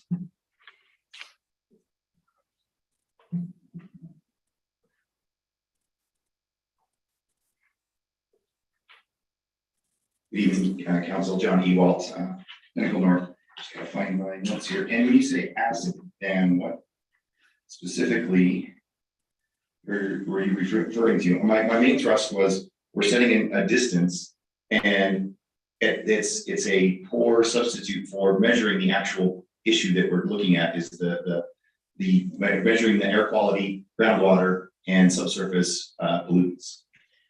So I'm gonna take the first part of that, and then trustee staff from a public health perspective, as well as Mr. Valdez. So we have struggled with that since the inception of this operation in 2017. So it's really been an iterative process to determine how best to measure it, under what circumstances to measure it. And then, of course, between the state and the federal levels, those standards are also based on what your comment is, arbitrary numbers. And so when we're collecting data based on comparing to the state or federal levels, we're never able to get there.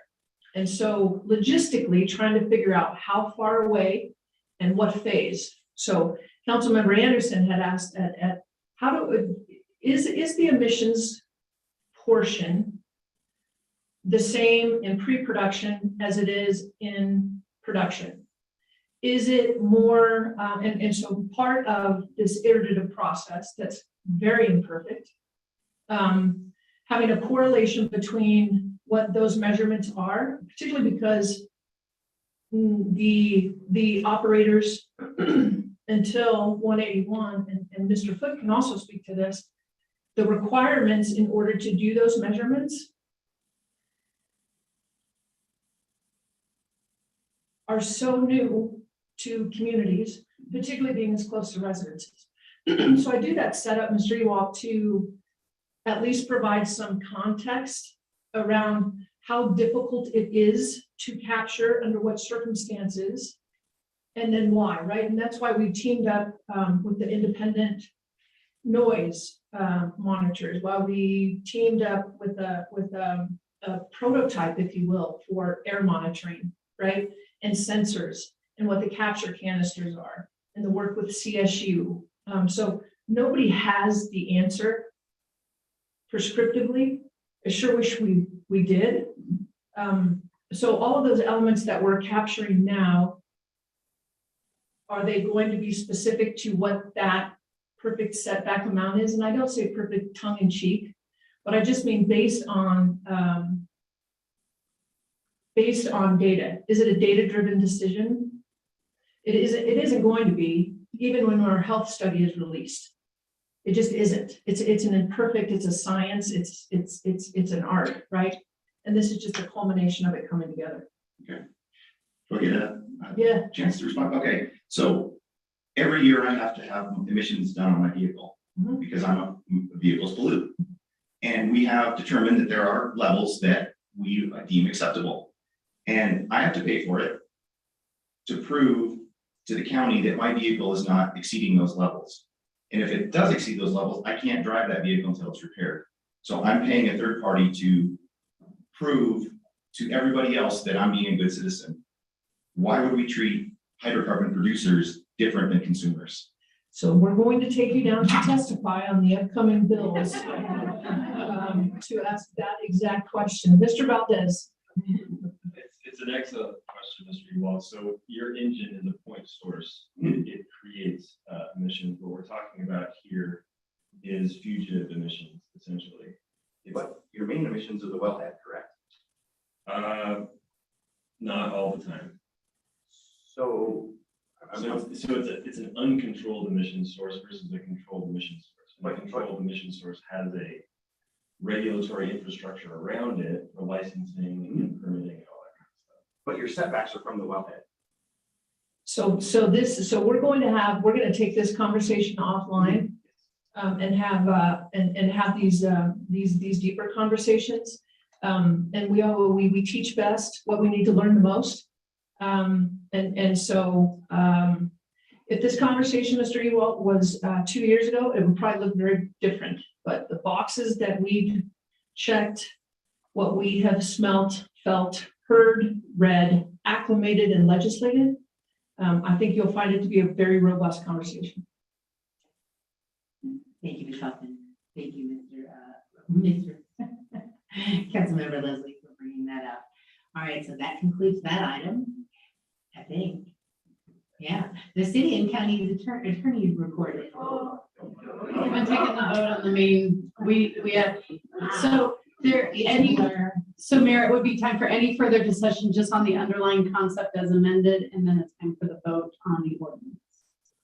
Right. Right, I totally lost my place. So next is council's consideration of proposed ordinance number 2178 as amended. Does that work? Oh, good. Will the clerk please read proposed ordinance number 2178? I think she's already done that. Now it's just discussion, and then, so you're at the very end, right above, the 4 lines right above number 12. If you see where my cursor is. I do. Yeah. Is there any further discussion? Councilmember Henkel. Thank you, Mayor, and this has been a robust discussion, and I really appreciate your questions, Mr. Ewald.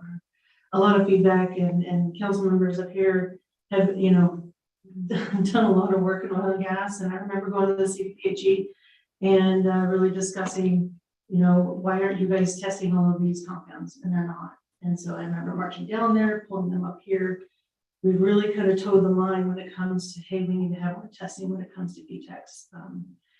The issue that I have, you know, just partly with this, I will agree to this ordinance, but I will say with major trepidation here that I just don't want to be on the side of, are we going to arbitrarily pick 500 feet? Because I know we got really upset at Hickenlooper, and he arbitrarily picked 500 feet. And here we are moving forward with 500 feet, and we don't have any real data for it. And so that's why I moved forward with the variance language, so that we could really parse out what on each well are we really looking at. And I think that's really important for developers to have. So I know we have developers listening to us constantly. And that message is that, you know, you have some skin in the game. And I think it's very important to really do measure what we need to measure. And the data that we have right now, like on roads, like in California, they can develop within 300 feet of roadways. So I do think we need to even take a deeper dive into VTEX, not just on oil and gas per se, but all oil and gas, you know, emission sources. We really do need to look at that if we want to be really fair. So that's just what I'll comment with tonight. And I just, it's very difficult for me to land on 500 feet when I really think that we don't have the data for it. You know, but I think I'm just not okay with arbitrary numbers. So thank you. Thank you. Any other discussion? Councilmember Lim. I think we do have our own data to support these numbers. We have right now with the production phase at, well, we had it at Livingston, we have it at Northwest now, where we have had benzene exceedances of the ATSDR threshold during production. So we have our own data. We should trust our own data that we have invested a lot of time and sweat equity in, as City Manager Hoffman alluded to over the past, it's occurred over the past few years. And as far as the 500 feet for the vertical legacy wells, we have the P&A wells are 250 for the reverse setback. And certainly a producing legacy well, we know from our own experience, again, with the Carlson well in the Espen Creek neighborhood. It has leaked, had spills in the past, and you have to get heavy duty equipment in there. Even if these legacy wells don't have leaks and spills, they still need maintenance. You have trucks going in there. So I think we need to realize that these vertical legacy wells do impact the area in which they are situated. And that's the reason for the 500-foot reverse setback. Thank you. Thank you. Councilmember Lundstedt. Thank you, Mayor. And I will be brief. During the first reading, I put up quite a fight over that 500-foot vertical well setback, and I still have a lot of trepidation and a lot of concern about what that setback does to give leverage to certain parties in those negotiations that they're trying to P&A those wells. And I don't think from a health and safety perspective, that part of this ordinance is really necessary, given that most of this is on commercial land. But I lost that fight, and that's okay. But I think, as evidence of my position, there's a pretty palpable silence tonight from certain entities that may have spoke to us earlier tonight on different items. So that's my one concern. I think the rest of this ordinance is great. I think the notice and the setbacks from those large well pads is great, but that 500-foot setback, I think, really gives a lot of leverage to certain groups. So I don't know if it was our place to get involved, but I just want my position there for the record. But I will be supporting this tonight. Thank you, Mayor. Thank you very much. Councilmember Leslie? Thank you, Mayor. Broomfield is doing quite a bit to monitor a variety of different factors here.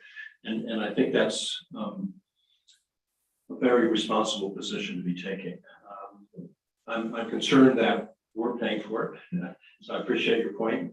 And I know you're going to testify now, so I'm feeling much relieved. But I would expect that we might revisit this as we get more data. If there is something more definitive that says something to us, whether it's less than or more than 500 feet, I hope that we would come back knowing more scientifically what the impacts are. That's going to be tough anyway. Wind and geography and movement of birds and all sorts of things, affect this stuff. And we understand that. But I'm motivated by the primary factor in terms of the values of this county around health and safety. Given the fact that we don't know, I'd rather err on the side of some safety and some protection for future residents. We set 2,000 foot for new wells against existing homes. And I think that was a wise move. I think there is reason not to do the same in all cases for homes moving into or properties, or whether they're commercial or residential. I do see that this land is not going to waste though. I think it's open space. I think that it will continue to provide some benefit long-term, and someday when those wells are retired, there may be some other use for that property for use by the citizens of this county. So I don't see it as wasted. I see it as being banked, if you will. But I feel that the county is doing a great deal to take a leadership role, not only in Colorado, but across the country, in really trying to understand the impact of oil and gas drilling. And it's sad that we don't have any data. It's sad that taxpayers are having to pay for it. And maybe there's some way in the future we can change that, but the operator agreements never require that. So we can't just unilaterally change that. So I appreciate my colleagues on council and city manager and her staff trying to do the best we can. It's not perfect, and I hope it'll get better. But I think what we've done tonight, what we will potentially do tonight, makes sense for the moment. And maybe not long term, but I think for the moment. And once we get the health report, maybe that will reinforce what we're doing tonight, or maybe not. Again, if not, we'll revisit it. So thank you, Mayor. Thank you very much. Any other discussion? Councilmember Shah? Thank you, Mayor. So I quickly on this, the last point from Councilmember Leslie, the ability to revisit this in the future is there. I always tell my council colleagues that the biggest decisions that we'll make is anything on development. But when we're talking about legislation and policy, we do have the ability to improve this down the road.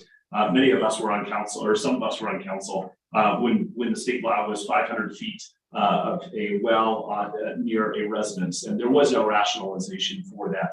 Before that, it was the height of the drill rig, and if it tipped over, if it would hit a house, and that was the setback. So, the rationale has come a long way, and I think that Broomfield's conversation in this has pushed much more rationale in terms of protecting health and safety when we're talking about these setbacks. But we also know from existing operations, we know what those setbacks also, what the minimum setbacks of these need to be in terms of the operations around there. And so thus with the 500 feet, we know that if there needs to be maintenance on these wells, the P&A of these wells, there has to be a certain minimum distance of 200 by 200, 250 by 250. And so that's just that minimum distance. And that doesn't account for if there's other outside X factors. If something goes wrong, if something goes wrong, there's further mitigation that needs to happen. That's going to extend that setback.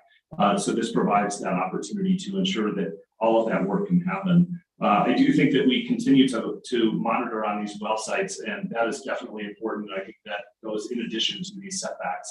But what we found out is that monitoring only captures the event after the event has happened. It doesn't prevent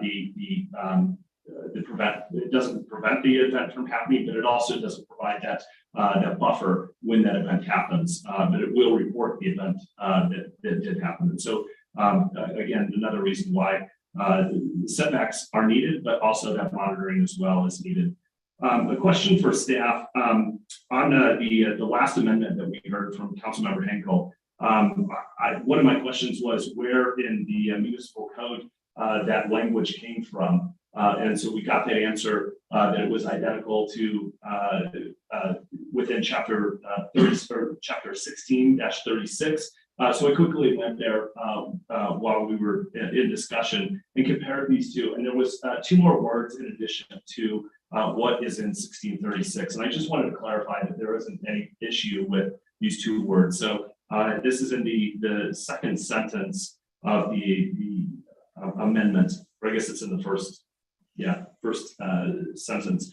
So it starts off with the unnecessary hardship is placed on the subdivider or developer. So or developer is in addition to that 1636. Is there any issue that those two words are included in there? Does that change the meaning? Does that foul anything up? No, and thank you, and I apologize for not raising that issue. Subdivider and developer, and this actually goes to the nuance to Councilmember Lynn's question and how things are worded differently. Subdivider and developer in chapter 16 is a more common phrase, and that wasn't included in the first variant. So to keep it consistent with other parts of the code, subdivider and developer, I added the and developer. But that is interesting because we have that overlap. It's worded differently over here. It's subdivider and developer in this section. I think to stay consistent with chapter, I'm going to get my numbers wrong, 1636. Yeah, where this lies, subdivider and developer is more common. That was my impression. Okay, and that I believe that's the only other place within the chapter 16 where that language appears. Can we just clean that up tonight and add that or developer in there into 1636 so that we don't have to deal with this down the road? Can we have a second if other people want to talk and we can come back? For sure. Thank you. Anybody else? Any other discussion? What's going on with you? Okay, I was gonna make the comment about the reference points, and so it's super fresh for us right now because on all these developer agreements, when we are going through and it says, please see A, B, C, D, E, F, G, and then we have to go through a bunch of stuff in order to get to A, B, C, D, E, F, G. So just a relevant measure to be having that language right there. So on all of these developments, again, just the case in point of not having to search for it. Helpful. Councilmember Coe. Just a quick comment. I think I said this before last time, but I wanted to build on Councilmember Leslie's comment. It's interesting. We just went through a pandemic where we witnessed the tension between economic development and public health. And there was a very strong urge to subordinate public health to economic development at all costs until the last minute. I don't think there's anything wrong with the city and county of Broomfield saying that public health should be primary concern. That you don't have a right to economic development if it causes any public health concern. And the debate over, do we have the data and this number and that number, it always falls upon us to justify this, the safety buffer. But the industry can't guarantee safety in that buffer either. They don't have that data either. But somehow it's always our burden. But I think it's a good message to send out from Broomfield to other communities that you should stand up and make public health a primary concern, and that people's health is a primary concern and should be put at the top. So I think this is a good measure, and to someone's comment, we can always adjust later as the data points in a different direction. Well said, Councilmember Marshall. Thank you, Mayor. I was going to echo what a couple of the council members have said. To what Councilmember Cohen just said, the Broomfield voters back in 2017 passed 301, which mandates that we put health and safety first. And so I think that's a very important point in all this, even the variance language. I mean, the code, the charter still holds that we have to put health and safety first, even in this decision of variance. That said, I am going to echo Councilmember Lindsted's point too, that the first reading, I did have some concerns about the 500 foot, in that it puts the oil and gas companies at the advantage to force the developer to pay to plug in the well, and I don't like that. I think that the people who cause the pollution should be the people who pay to clean it up. That's my only issue with this, and but obviously I'm supporting it tonight, so thank you. Thank you. And we are working on financial assurances to hold them accountable. So it's all working together. We ready to go? We are, thank you, Madam Mayor. Or to follow up on Councilmember Schaaf's question, the amendment that was approved tonight uses the language subdivider or developer. And he is correct that actually the variance language stops at subdivider. And I think your request was, can we clean up the original variance language tonight? But either or, I just make them consistent. That's all I care about. You would have to probably, I would suggest we not go into another part of the code that's not on deck tonight. So I would say if you want to do that, we have to remove developer. But before we go there, I was just talking to Ms. Bertonzetti. There are other parts of Chapter 16 that use the terms subdivider or developer. And when that original variance section is applied, it's applied to the applicant. So actually the more appropriate word would be applicant. Whether they're a subdivider or a developer or can try to couch themselves as something else, that's still the section that applies to them. So one of the things, we have a master code cleanup document that we do hope to present to council someday. Right, I mean, it has a lot of these cleanups, and some of the ones that Councilmember Lim referenced in her question of asking, these crossovers happen all the time. We can add that to that cleanup. Okay, thank you for that. Appreciate it. Thank you. Is there any further discussion? All in favor? Any opposed? That passes unanimously. Thank you all. The city and county attorney's report is next. Ms. Rogers, do you have a report? I do. I have something that's procedurally a little odd. Usually we're able to prepare a staff memo, but the agenda calendar just wasn't working out for me. Hold on, let me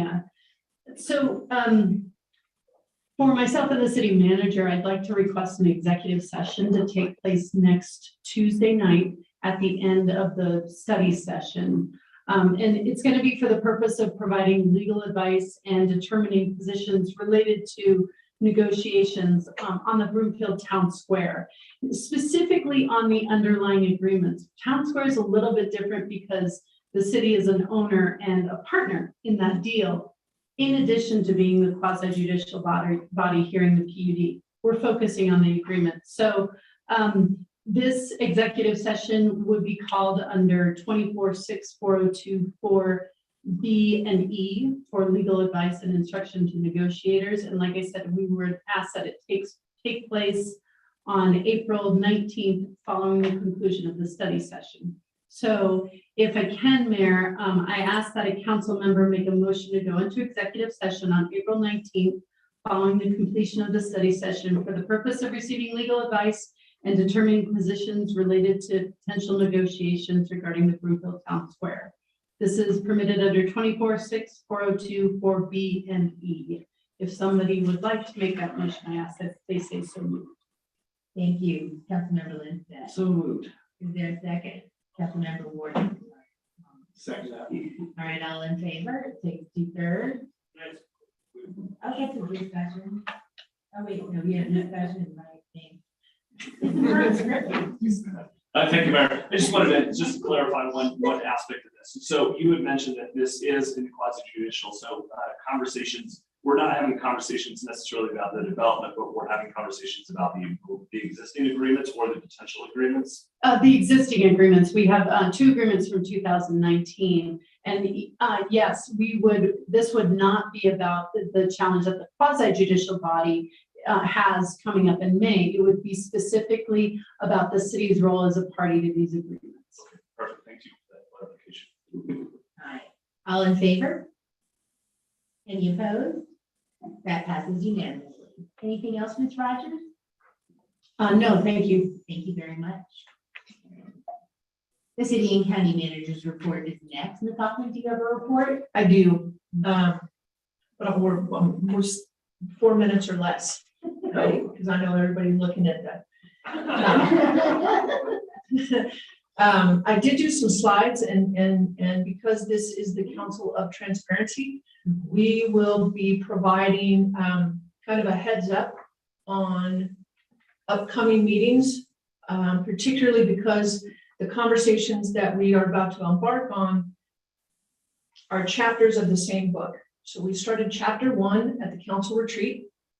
We had the follow-up conversation with having the financial sustainability at the town hall last Thursday night.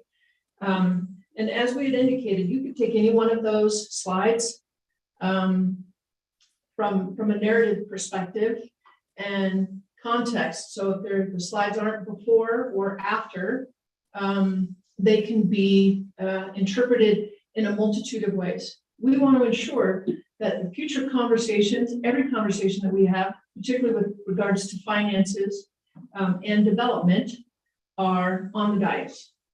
With that, can you do there you go. So this is a lot, which is why there's a slide. We'll also send, we keep talking out loud, so staff has these dates down. But as we move through, so the study session next week, we will be, again, it's part 2 from the council retreat so that we can really look at the development review.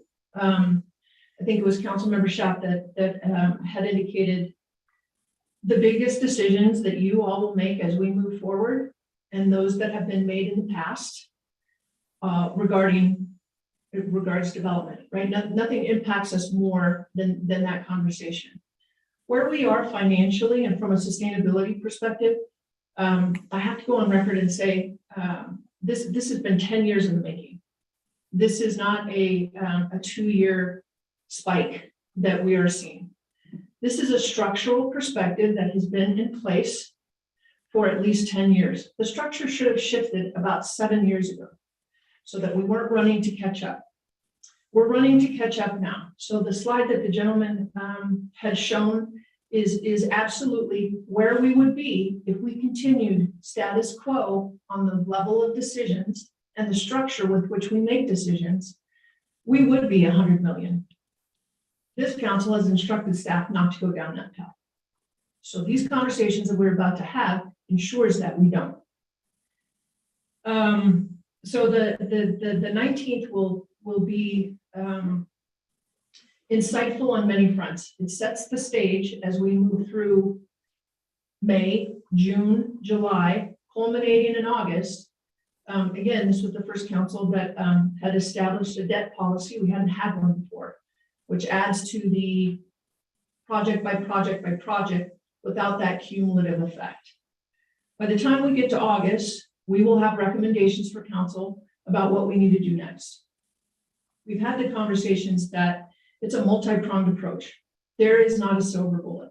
So slowing anything down while enhancing something else isn't going to get us where we need to be, to a place of stability. Subsequent, so on April 26th, this was another structural change. In the past, staff has brought council up to 26 budget amendments a year. There's no conceivable way that staff nor council would be able to have a structure that shows a cumulative effect of the prior decisions. The same thing goes for the long-range financial plan. Long-range financial plan is updated every 5 years and has been historically.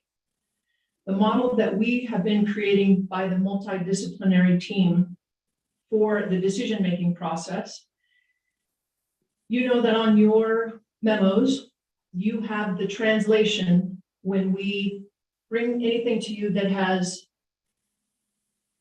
commercial development being changed into residential. You get that one snapshot. But again, there's no cumulative impact. So that change, we don't track that in order to influence future decisions on where we are for that year. The long-range financial plan only being updated 5 years, it's like balancing your checkbook every 5 years. I'm not sure who is able to do that. I'm assuming no one on this dais is, and probably 90% of the population for CCOB is not. We need to ensure that that is a fluid, ongoing mechanism to provide us the cumulative effect. That conversation starts on the 26th with the first budget amendment that includes council's direction and approval to modify. You all will remember in 2020, we knew that the Federal Fair Pay Act was coming into fruition, and it had to start on January 21st. Most of our neighbors have not implemented what that Fair Pay Equity Act is. During COVID, we had an auditor come in to review all 817 positions to say, through the equity lens, primarily gender in our BIPOC community, who was not where they should be, and make that adjustment. Came back to council, council said, yes, make those adjustments. 90 employees were impacted by that. You all made a decision as well through that equity lens for the Fair Pay Equity Act in 2021 to adjust my salary based on market. Two differences. Market is based on what you would pay that person regardless of their performance. Merit is what you pay that person based on their performance.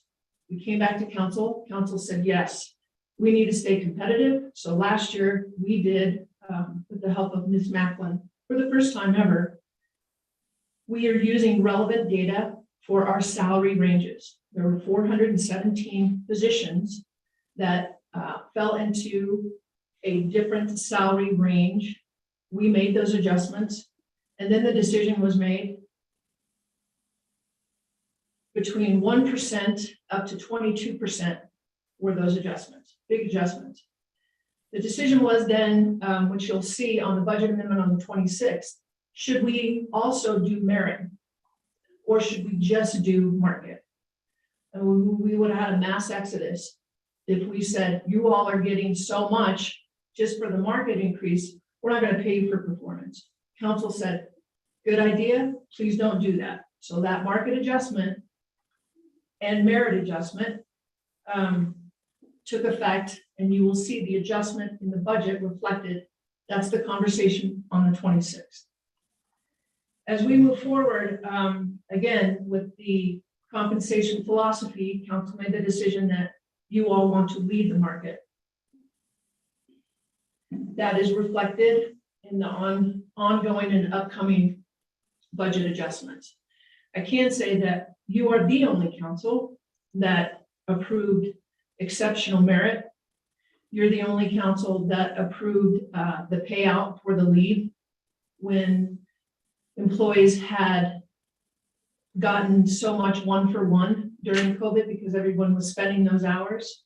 And that package you continue to approve for the health and retention, and I'm not speaking about the decision you all made tonight. I'm talking about for all of those general employees. We're gonna go right into May 17th. So again, the 9th of April, you're gonna see the development review and update. You're gonna see what is in the pipeline, what has been reviewed. We're continuing to pull all of those business development agreements. I'm hoping that we get to a point where there aren't additional nuggets, or at least maybe once a week. Right now, they're coming in daily. So again, to the gentleman's point earlier, the comprehensive package has been all manual. And so when you have institutional knowledge of deals that were made but not memorialized or consolidated in a central place, everybody has bits and pieces of it. We are working hard as a staff to ensure that we have a central repository of those business development agreements, what they mean and what we're committed to. So when we talk about CIP, now 42% higher from operationally from where we thought we were going to be because of inflation.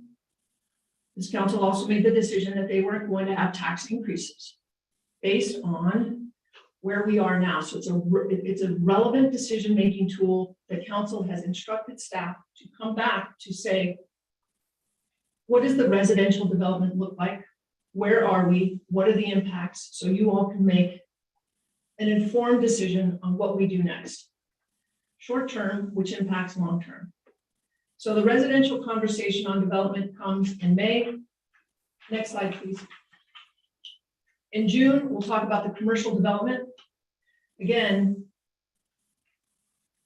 34 square miles, we're 80% built out. Our budget should reflect shoring up what we already have.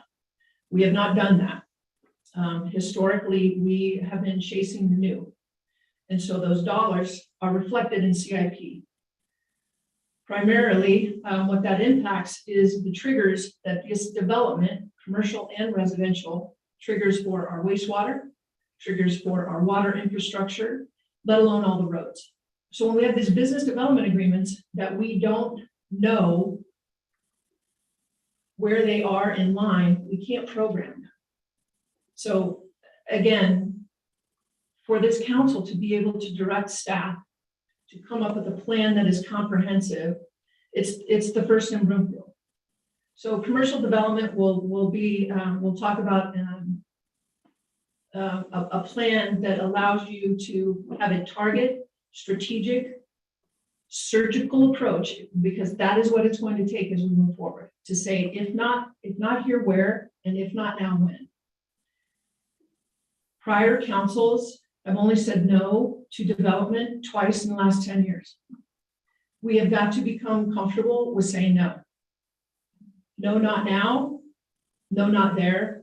And on the ones that we, on the front end, agree, we need to be able to expedite, from the developer's perspective, how to make this process more streamlined with a better sense of success at the end. Not a guaranteed success, but a better sense of what it is that this council needs in order to check that box. June 28th, this is another, so each one of these is just, it's really setting the stage. Reuben Brown is coming in, that's our independent auditor on the 2021 annual comprehensive report. So they go through and they do a thorough exam of all of the finances from beginning to end. They're here for a very long time. You can always tell when finances, when the auditors are here, it's a much different flavor because everyone is scrambling in order to get them the data, which continues to be excruciatingly difficult. We're working in a system that is 25 years old, the financial system that's 25 years old. So gathering the data continues to prove very challenging. The 19th, so then we move into July. These are the community-wide guidelines that we've been talking about and setting the structure in place for about 18 months. So again, staff wouldn't come to you with any type of change if we didn't have the structures to support it. So when we come back, we'll have those design guidelines. We'll start the introduction and having the conversation about what they look like. So that, again, it provides assurance to the developers of what it is, where it is, what it needs to look like. So council has a better sense that what the difference between a concept review and a site development plan. It goes into July. That's our second budget amendment. So now, once we've shored up where we are for 2021 and 2022, in order to get us through the rest of 2022, what that looks like, which leads right into 2023. We move into August, which is the operating and capital budget review. By August, we will have the work of the last 20 years on these business development agreements solidified, so that we can have the conversation with council about what we've agreed to. Is it programmed? What implication that means for our current CIP? And then everyone's favorite, long anticipated conversation about the debt conversation. And the debt that we have right now, including the First Bank Center, which is tough for everyone to continue to swallow, and unfortunately, we're going to be swallowing hard until 2033.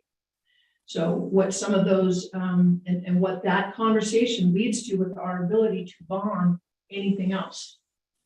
So council needs to understand that, as does the community.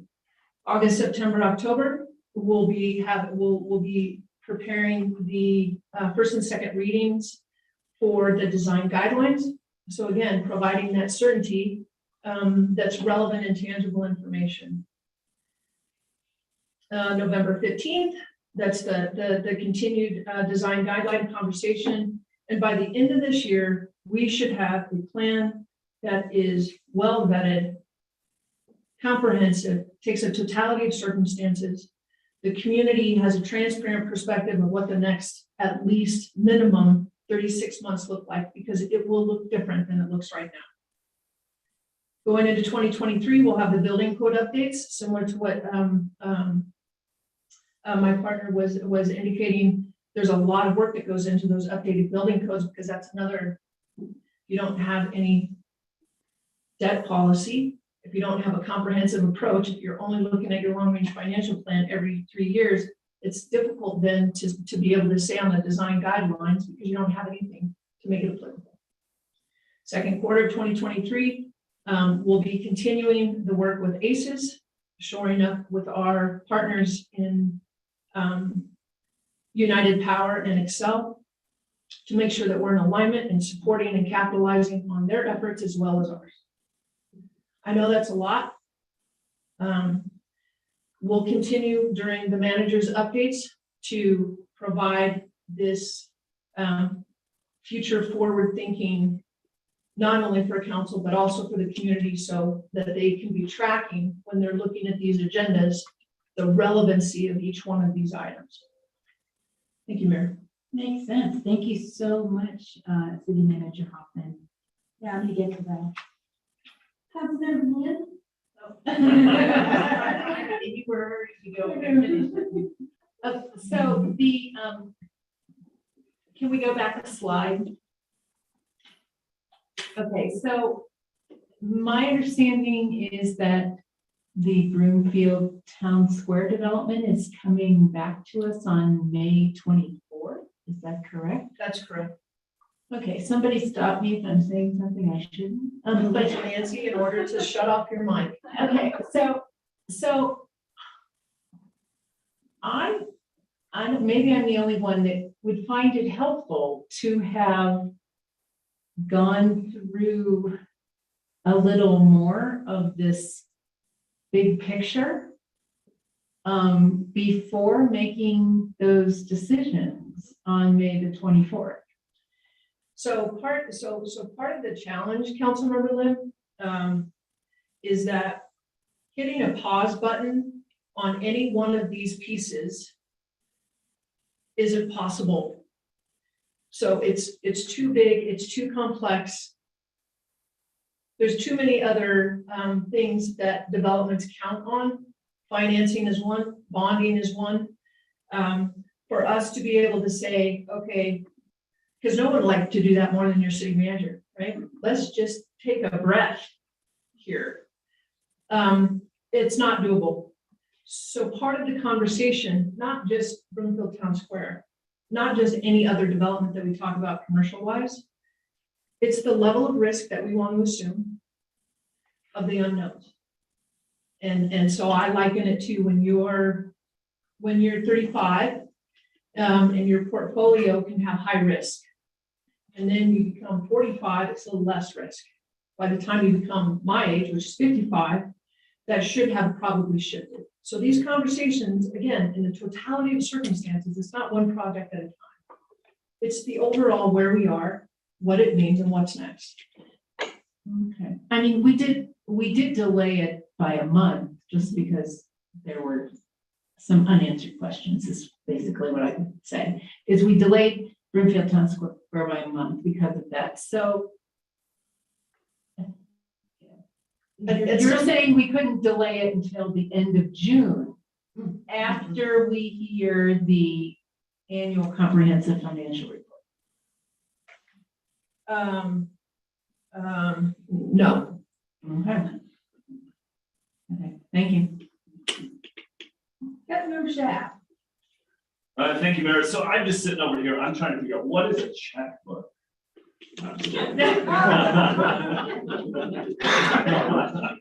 Wait a second, I just saw something that, and somebody was sitting there, it was some news show and they said, pull out your checkbook, and the kid said, what's a check? I'm not watching the show.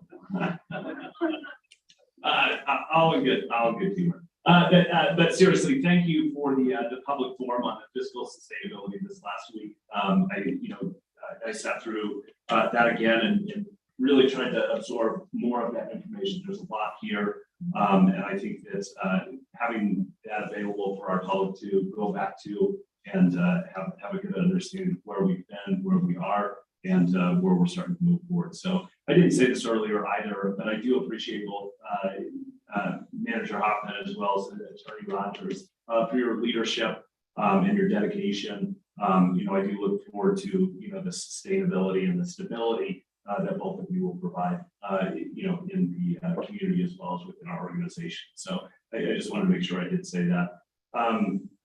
When I was looking at this information this last time, the expenses show that, and we had some public comment earlier today, but I just want to point out the expenses that shows that we're spending money on two things. We're spending things that make us a city and county, which was listed: roads, utilities, parks, open space, libraries, public health and safety. But then we're also spending money on the things that make us uniquely Broomfield. And those are things that our community have said are our top priorities. That include sustainability, protecting health and safety regarding oil and gas, and housing. And those are big priorities for our community. And those are things that we do spend money on. And those are community priorities. So I did want to point that out. I do have two questions, hopefully really quickly. The 2021 IBC, are we monitoring the state legislation with regard to the impacts that would have on the building codes, and starting to have those conversations in kind of preparation for later on the road when we do have that with the council conversation? We absolutely are. And so again, the building code adoptions, it seems like it's incredibly delayed, but just the cadence of it. The new legislation takes it a step further, and it gives or requires municipalities to adopt a certain time frame with which to. So we're adopted. We're moving. I wish Ms. Burton-Zetti was here, but so we're on track to adopt the 2021 codes, and what that means for us, acclimating and adjusting the costs. What we haven't done well in Brookfield, Councilmember Shaft, is making sure that, so from a resident perspective, we say this is what it's going to cost, but we haven't said that for our developers. And so really being mindful about what those impacts for them will be, because otherwise, Councilmember Lindstedt knows this better than most. You have opposing, you have the pros, and then you have the opposition, and then a piece of legislation is passed. there might be coordination on the front end to get to the best product, but there isn't any follow-up on the back end to be able to say, now that it's passed, how do you implement this? What does this look like instead of having a sweeping change? Some of those building codes, and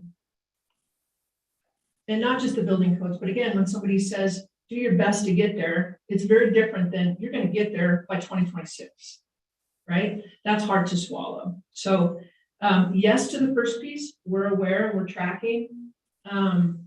As far as the supporting that specific legislation that provides those timeframes, that's probably a bigger conversation. Great, and I appreciate that. And then the last question I have is regarding the First Bank Center. So I mean, that's a whole major conversation. It impacts Broomfield, both in the past, present, and future. So is that conversation regarding the First Bank Center going to be with a debt conversation, or is this going to be separate? It is with the debt conversation, absolutely, because it's the biggest. So I'm just so here's a teaser. Usually teasers are super pleasant, but this one is not. The original bond, 20 years ago, was 65 million. We owe 60 million right now for the First Bank Center. We owe 15 million for the parking garage. We are continuing to work on continuing a letter of credit because the revenue that's being generated is not sufficient to continue to support the existing bond. We have borrowed $30 million from the urban renewal on 120th in order to pay for the urban renewal for the First Bank Center. Our debt payment for the First Bank Center is about $4 million a year. 1 million for the parking garage is about $5 million a year. Those bonds are set to expire in 2033. But you're gonna love this, Councilmember Lindstedt. It is not it's thinking that the interest rates would never go below 5%. We capped it at 5%. So when they drop below, we're not able to capitalize. And so it's a variable rate.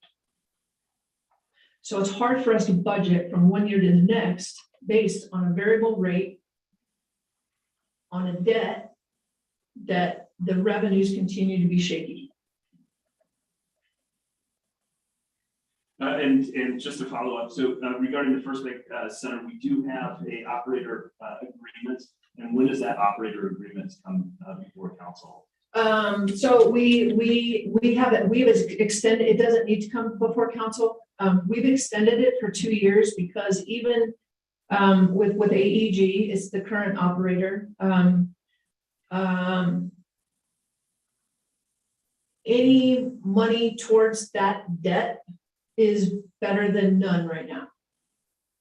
So there are four projects that are coming online in Arista over the next 36 months that will generate dollars for us.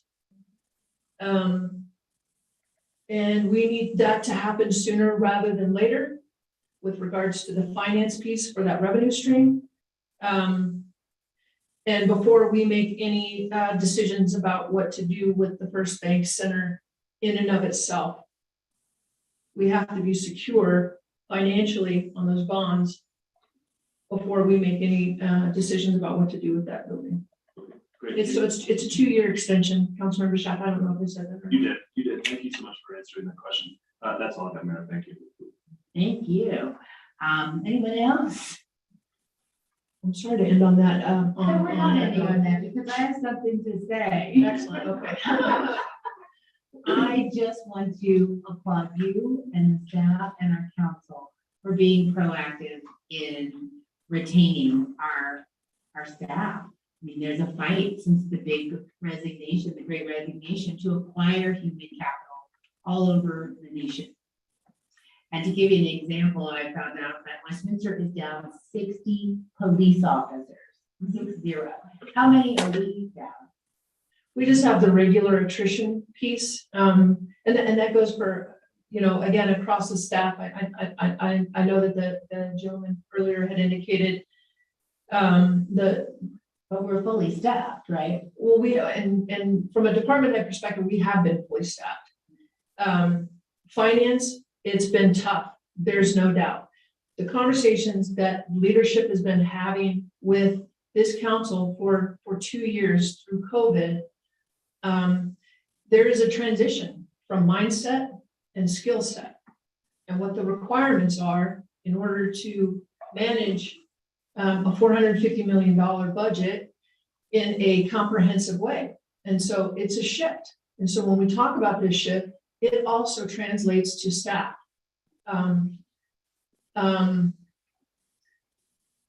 We haven't ever been more collaborative, and I've been here for 20 years, so I can speak from a staff perspective on how decisions were made before. And so the matrix team, the opportunities that we have, I mean, people are still adjusting. I can think of 2 departments right off the top of my head that they haven't been asked their opinion. And so it's a real transition for them. It's always, you know, we were just told what to do, and you become comfortable there. So it's also another, it's a shift to be able to say we're all in it together, and that means holding each other personally accountable. So we're only 2 down in finance right now, I'm happy to report. And those are key hires that are changing the energy and the dynamics, and we're very excited about where we are in finance. Excellent. Well, thank you all. Any other comments from council before we close it out? There is no legislative update or any business before the Greenfield Urban Renewal Authority or the Arista Local Improvement District Board of Directors this evening, and there are no special reports or requests for future action. That concludes the items on this evening's agenda. Is there any other business to come before council? Yes, I thought you raised your hand. There being no further